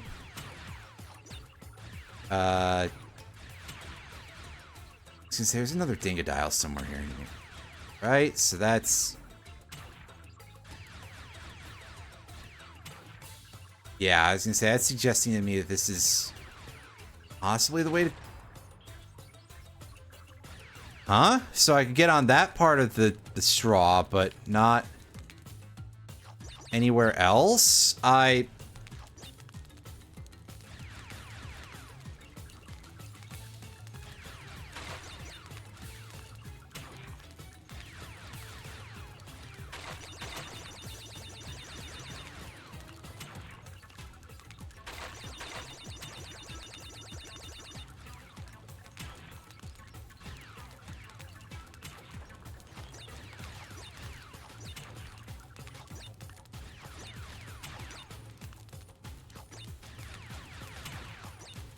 Yeah, it's fine. I don't necessarily...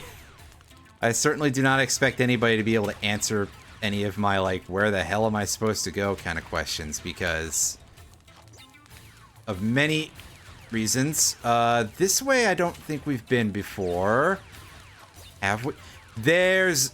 We didn't even get the crystal.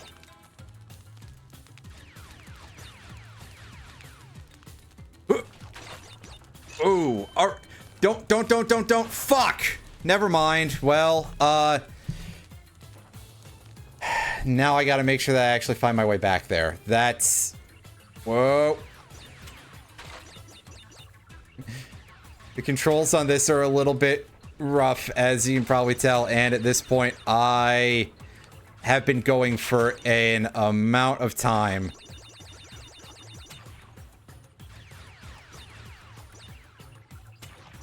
So, the tanks might be a little bit more depleted than usual.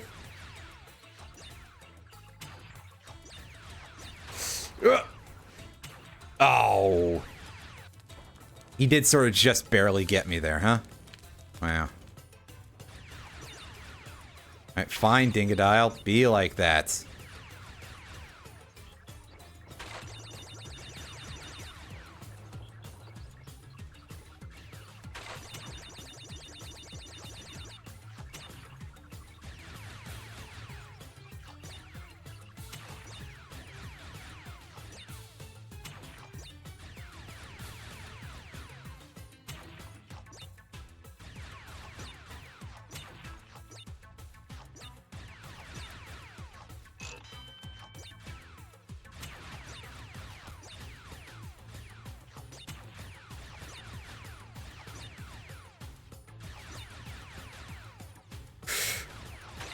Ooh. Alright, slow down. Oh god, that's a hole, not a visual clip. Oh god, the fact that it's only showing the holes over the trees, that's... That just kind of makes it look like a graphics error. Oh no. Well, that was a tough level because, yeah, we're getting there. We've been at this for a while, but I figured we were this close to the end when I hit the 3-hour mark that why not? I may as well. Great balls of fire, yeah. Thanks, game. These puns are continuing.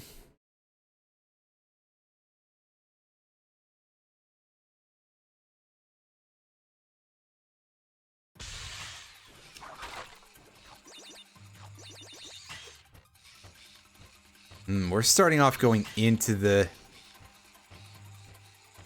screen. Oh boy, I don't like how this is all set up.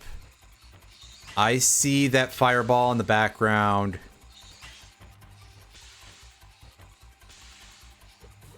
We're into the screen.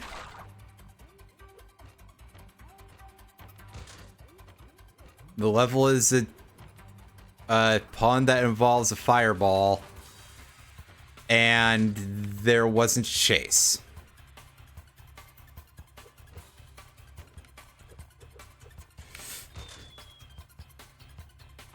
Oh, huh. All right. Well, I'm real glad they didn't give me a freebie checkpoint over there, just because now I have to do this annoying stuff all over again.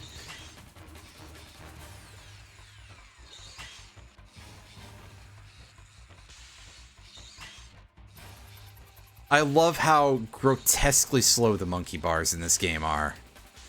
And by that, I mean, what a horrendous mistake.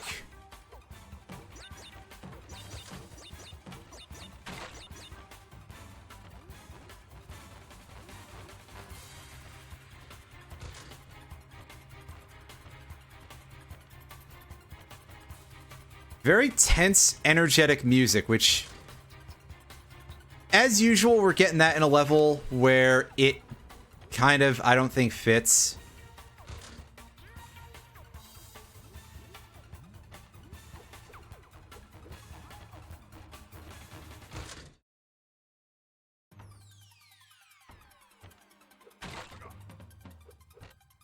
Ah, here's our checkpoint. There we go.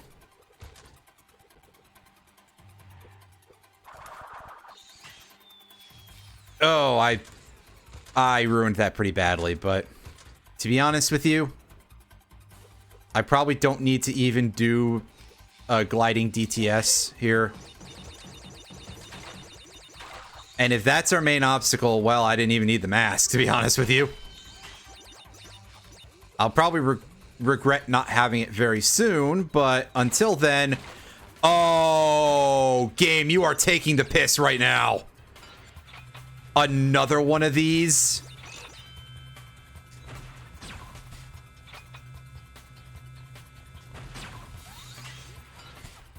Alright, just try to do the jumps good. I love being a huge... Oh god.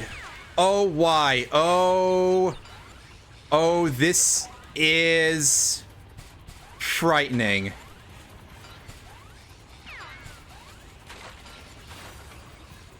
They're giving us this questionably controlling vehicle. As in, I would question whether you could say that you can actually control it. And a chase section at the same time. Oh, Traveler's Tales are rude as hell.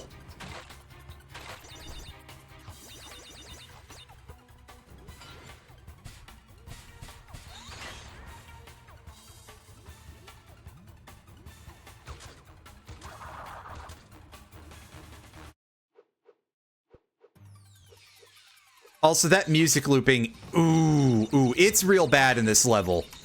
I mean, it's not very good in a lot of parts of this game, like, at all.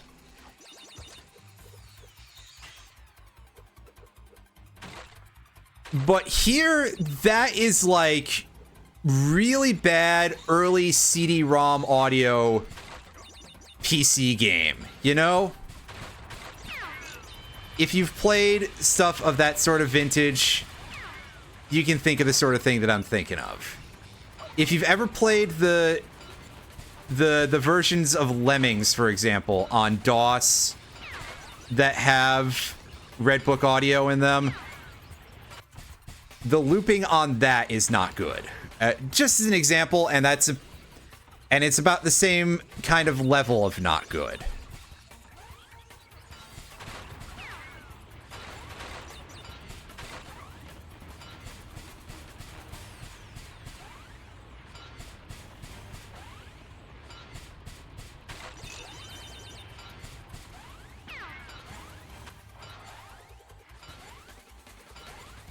Alright, so I'm gonna bet that once we...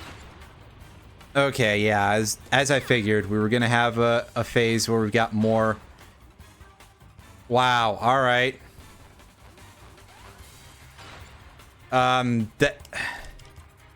See... I gotta remember that this thing has, like, really awful jumping from no momentum. You basically have to get a run-up in order to get any sort of instant jump. So from there, I was probably being, like, really thrown off by that fact. Ah, goody. So now we're back to just regular platforming in the gigantic power loader.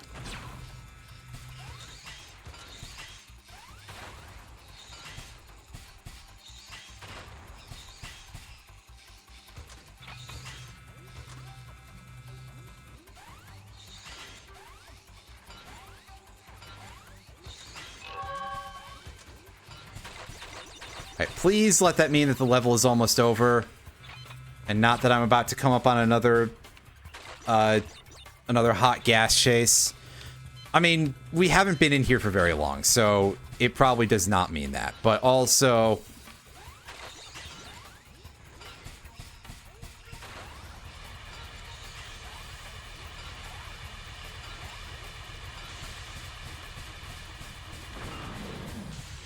Oh no, we were... Wow, that's a shorty. Ooh.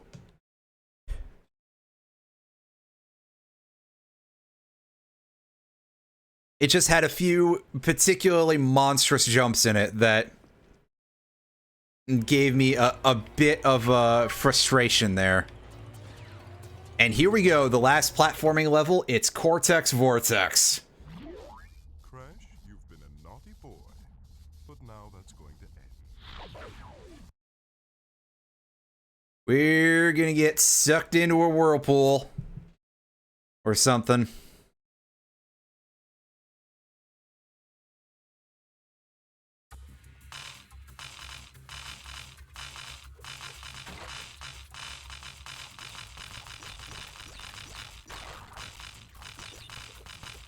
Okay, so I already don't like this just because of the visual effect being, like, very hard to understand due to the layering. Ah! Well, that wasn't great.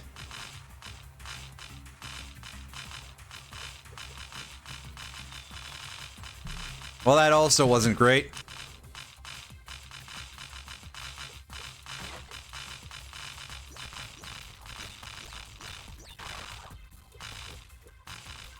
It's alright, at the end of this, I'll be able to say that I've still... What the fuck? Like, are the edges of these platforms actually rounded or something? They sort of look like they've got a little bit of a flange on them, but... Like, normally you wouldn't make that an actual thing. You'd just make them... Yeah, it kind of feels like they did.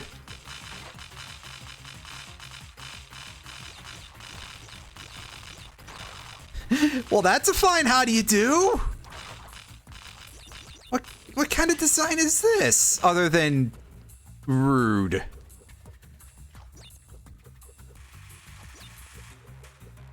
Alright, meanwhile, I'm just gonna sit here and squint at Crash's shadow. Okay, I think I want to wait for that one to actually be down and do it that way. Unfortunately, game, I don't know that this free Aku Aku is going to actually shift the tide very much here because, to be perfectly honest, most of my poor performance here is more a matter of...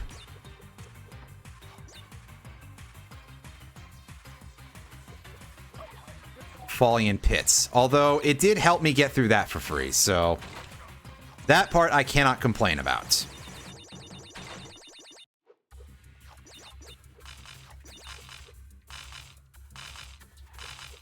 Oh, look at this dude with his tower shield. Ooh.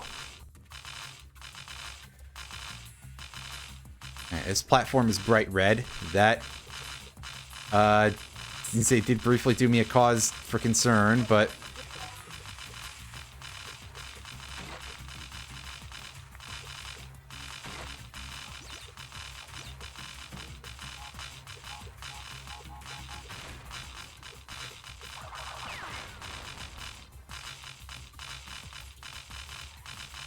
What? Huh. Wait, what do you mean I haven't hit a checkpoint yet? I could swear that I had.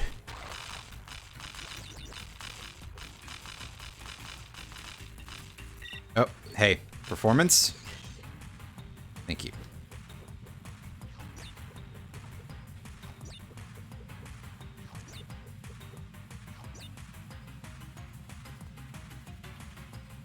Okay, I need to wait for this thing to recede.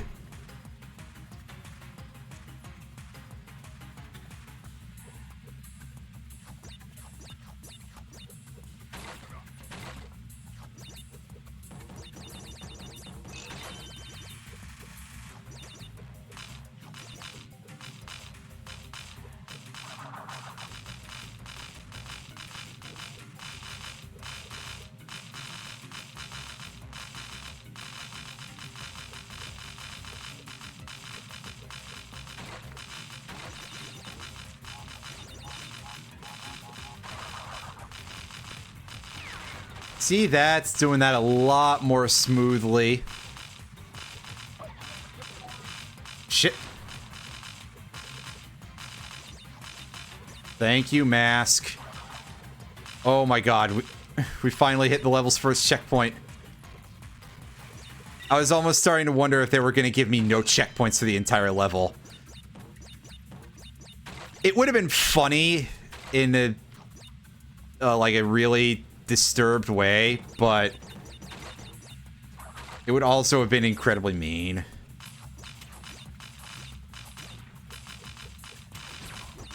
Ah, yes, now we get to deal with the... Oh god, I couldn't even see that particle effect for it.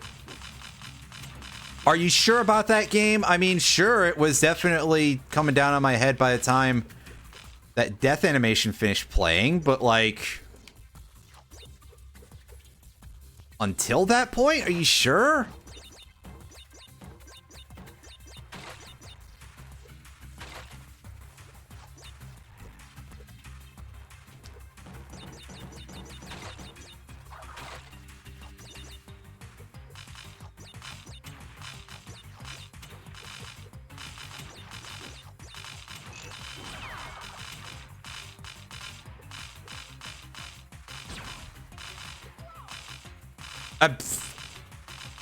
Okay, that's...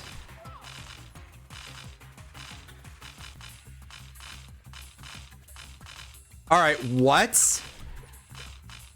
Like, what is the hurt box on those things? On both of those deaths, those lasers were just miles off from where I was. That no longer makes sense. I'm sorry. That's kind of awful.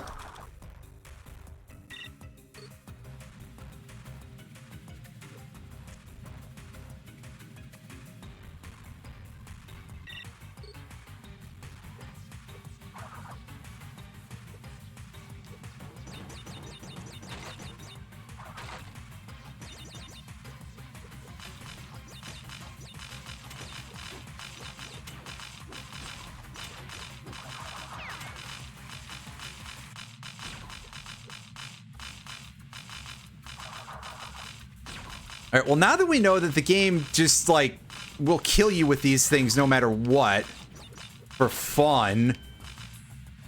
Oh god, I'm surprised I didn't die from that. Because I was on the edge of a platform there. And we've seen that in this level, sometimes the game is just impossibly rude.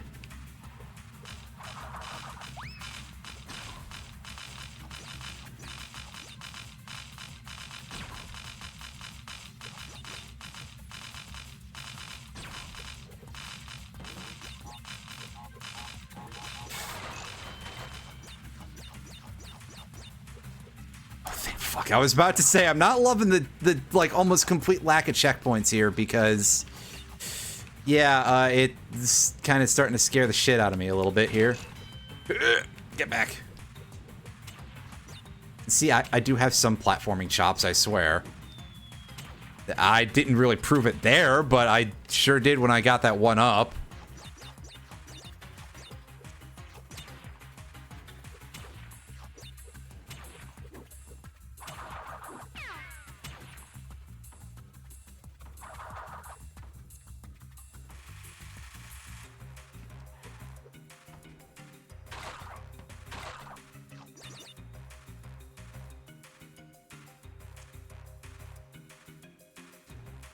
Just waiting here to be safe.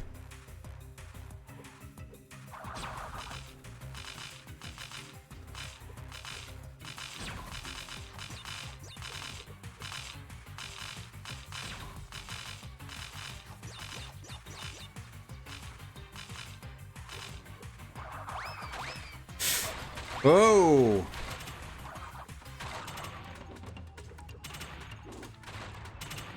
Okay, this is kind of neat. They give you a section where you have to use the super Aku Aku dash.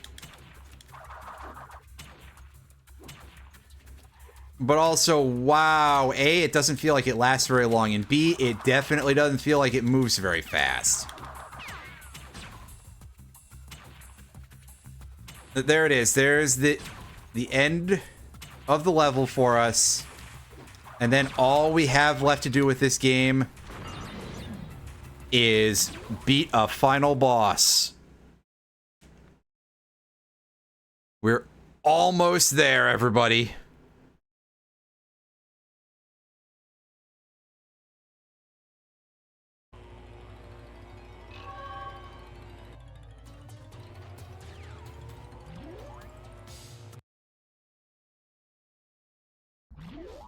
Congratulations, Crash. You should be proud of yourself. Not only have you collected all the crystals in record time, but you also defeated the elementals. Let Crunch and me be the first ones to congratulate you. By pummeling your sad Bandicoot frame into a pulp.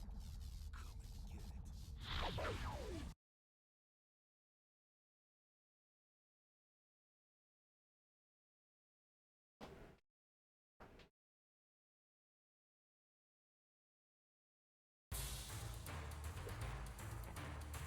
All right, I have no idea exactly what this boss fight entails.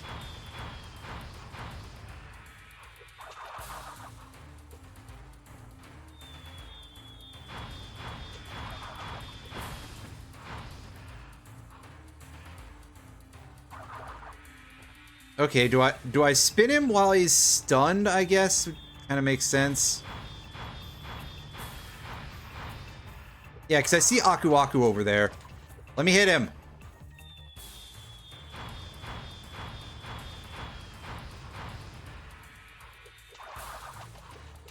Oh, no, okay. I'm going to have to, like, bazooka him. Which means that I have to remember what button is my bazooka. It's the L button.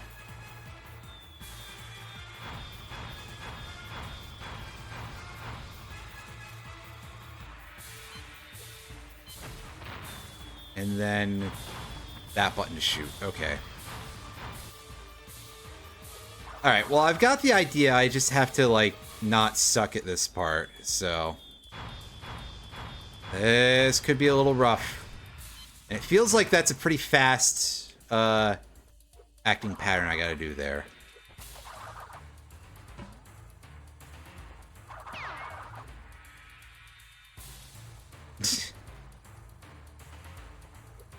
That looked so stilted.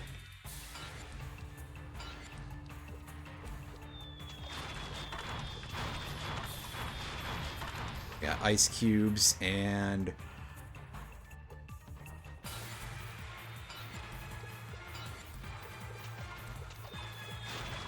Let's move over to the left when we're able to. Or preferably before that. Great music loop, by the way. Once again, guys, like... God, I'd forgotten how bad the music loop thing was with this game. Ooh. Alright, so...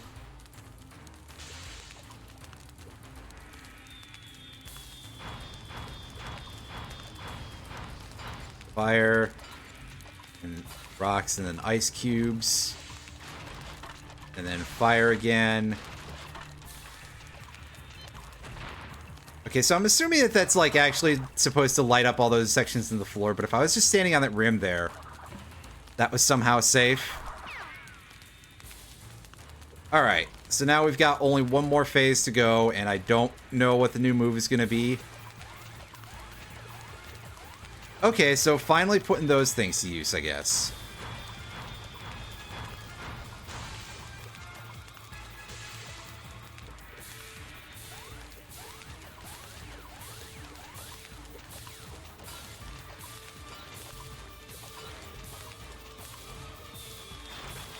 Alright, here comes more rocks. Oh, wow, that actually got me. Okay.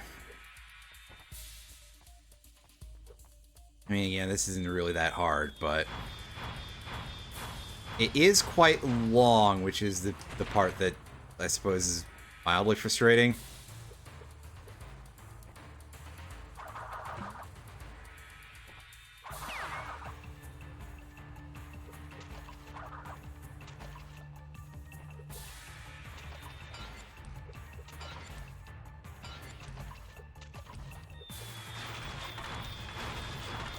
Okay, yeah, now the rocks are starting to come down onto that a little bit.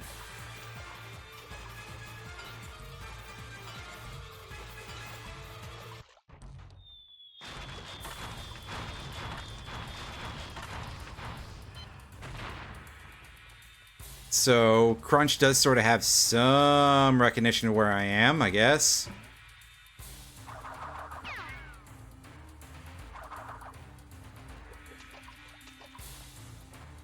Alright, now, fire.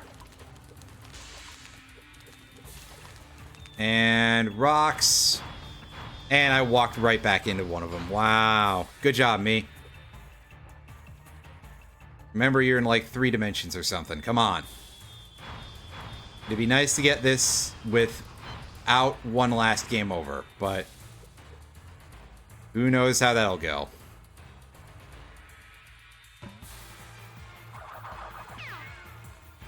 But hey, at least we do finally have another boss fight that's like using the actual platforming controls.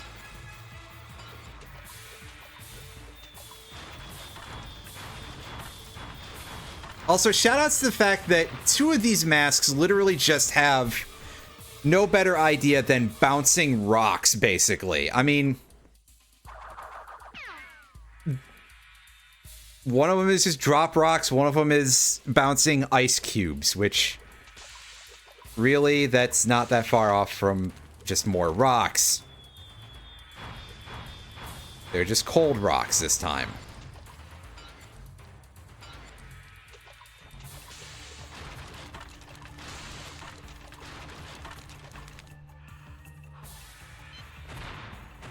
Crap.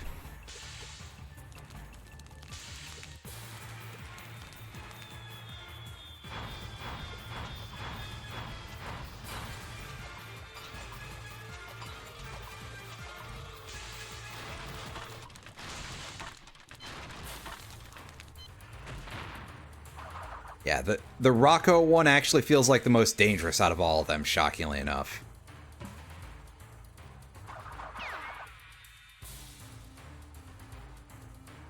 But the ice cubes are dodged by staying up here.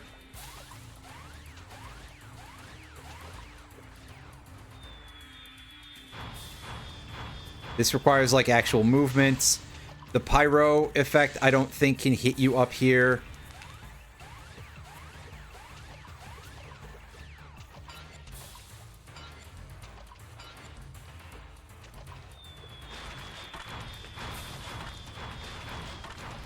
Hey, do you guys like dodging falling rocks?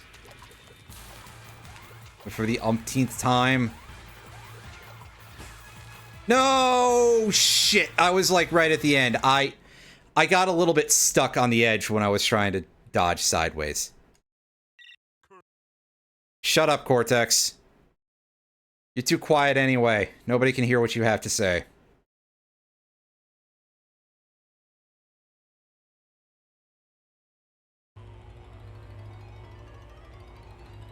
Good, we're back out in the warp room, so I actually have to go walk back into the level.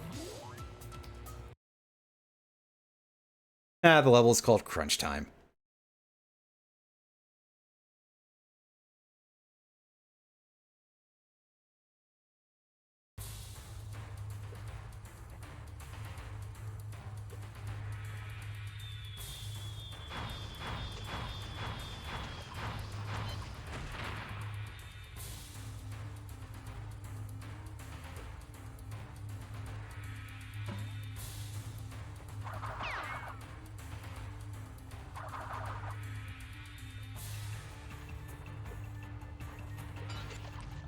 Alright.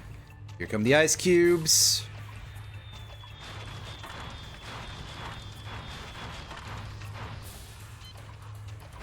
Oh, shit. Oh, I screwed that up pretty badly. Yeah, see, the main downside of hanging out up on the rim over here is that it's very easy to get stuck. But on the other hand, you don't get affected by the ice cubes. You do sometimes end up getting hit by a rock that was coming down while you were in midair, which feels a little bit cheesy, but okay. That time I actually jumped into that rock, though. That one was on me. It's a lack of depth perception. This isn't even a pit, actually. I just thought the front was like a pit because it looks like it should be. But I probably also am just thinking of like, hey, Cortex in Crash 3 and you have to spin him into the pit at the end.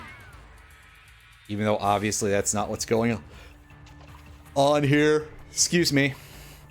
Pardon the yawn.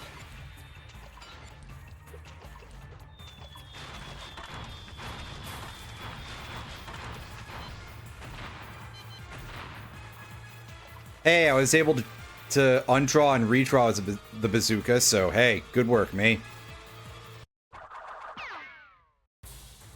Hey, good job with the music loop there, guys. And yeah, I know I keep bringing it up, but God, it is bad. Alright, we'll dodge that just to be sure. I don't know if it's actually like a real health hazard or not. Oh, that seemed like it was getting kind of close.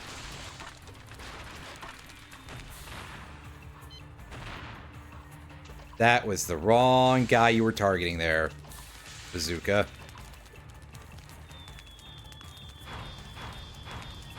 Careful you don't walk into the easy to dodge rocks that you've been making fun of for being easy to dodge.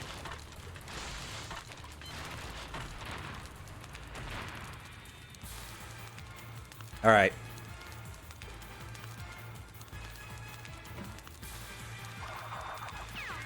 And number 3. Alright. So here we go. Now he's going to start doing like an actual thing that can threaten us in our safe spot. Shit! Wow, that was embarrassing. That was real bad. I should have just taken the easy route there. Because there was one. If I had just gone to the right, everything would have been fine.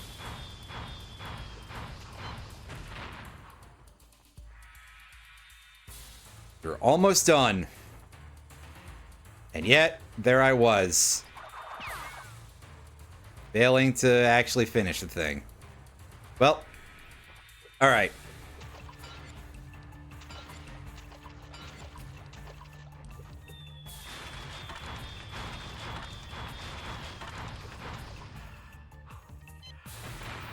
Well, helpfully all the ice cubes came from the same direction that time.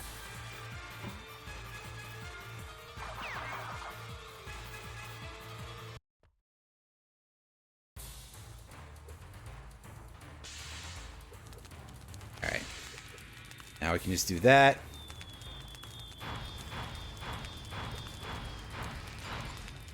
And yeah, here comes the ice cubes.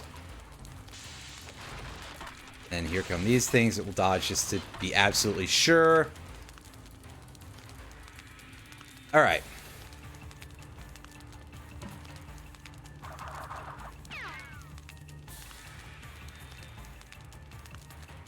Now, back here.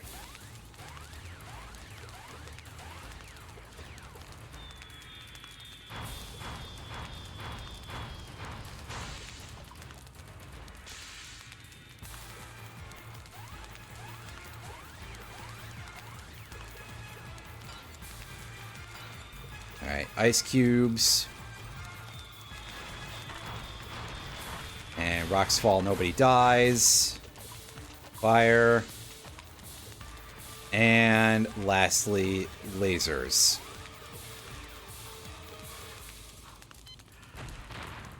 Alright, now no more tricks at the end here, and we're done, probably?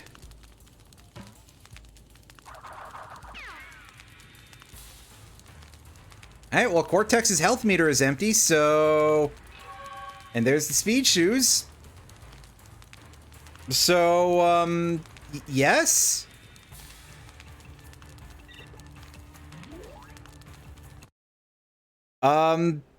Alright. That's Crash Bandicoot: The Wrath of Cortex, everybody. It's not very good. What do you want from me, you cretin? Cortex! You realize that Crash may have collected all the crystals, but he doesn't have the gems.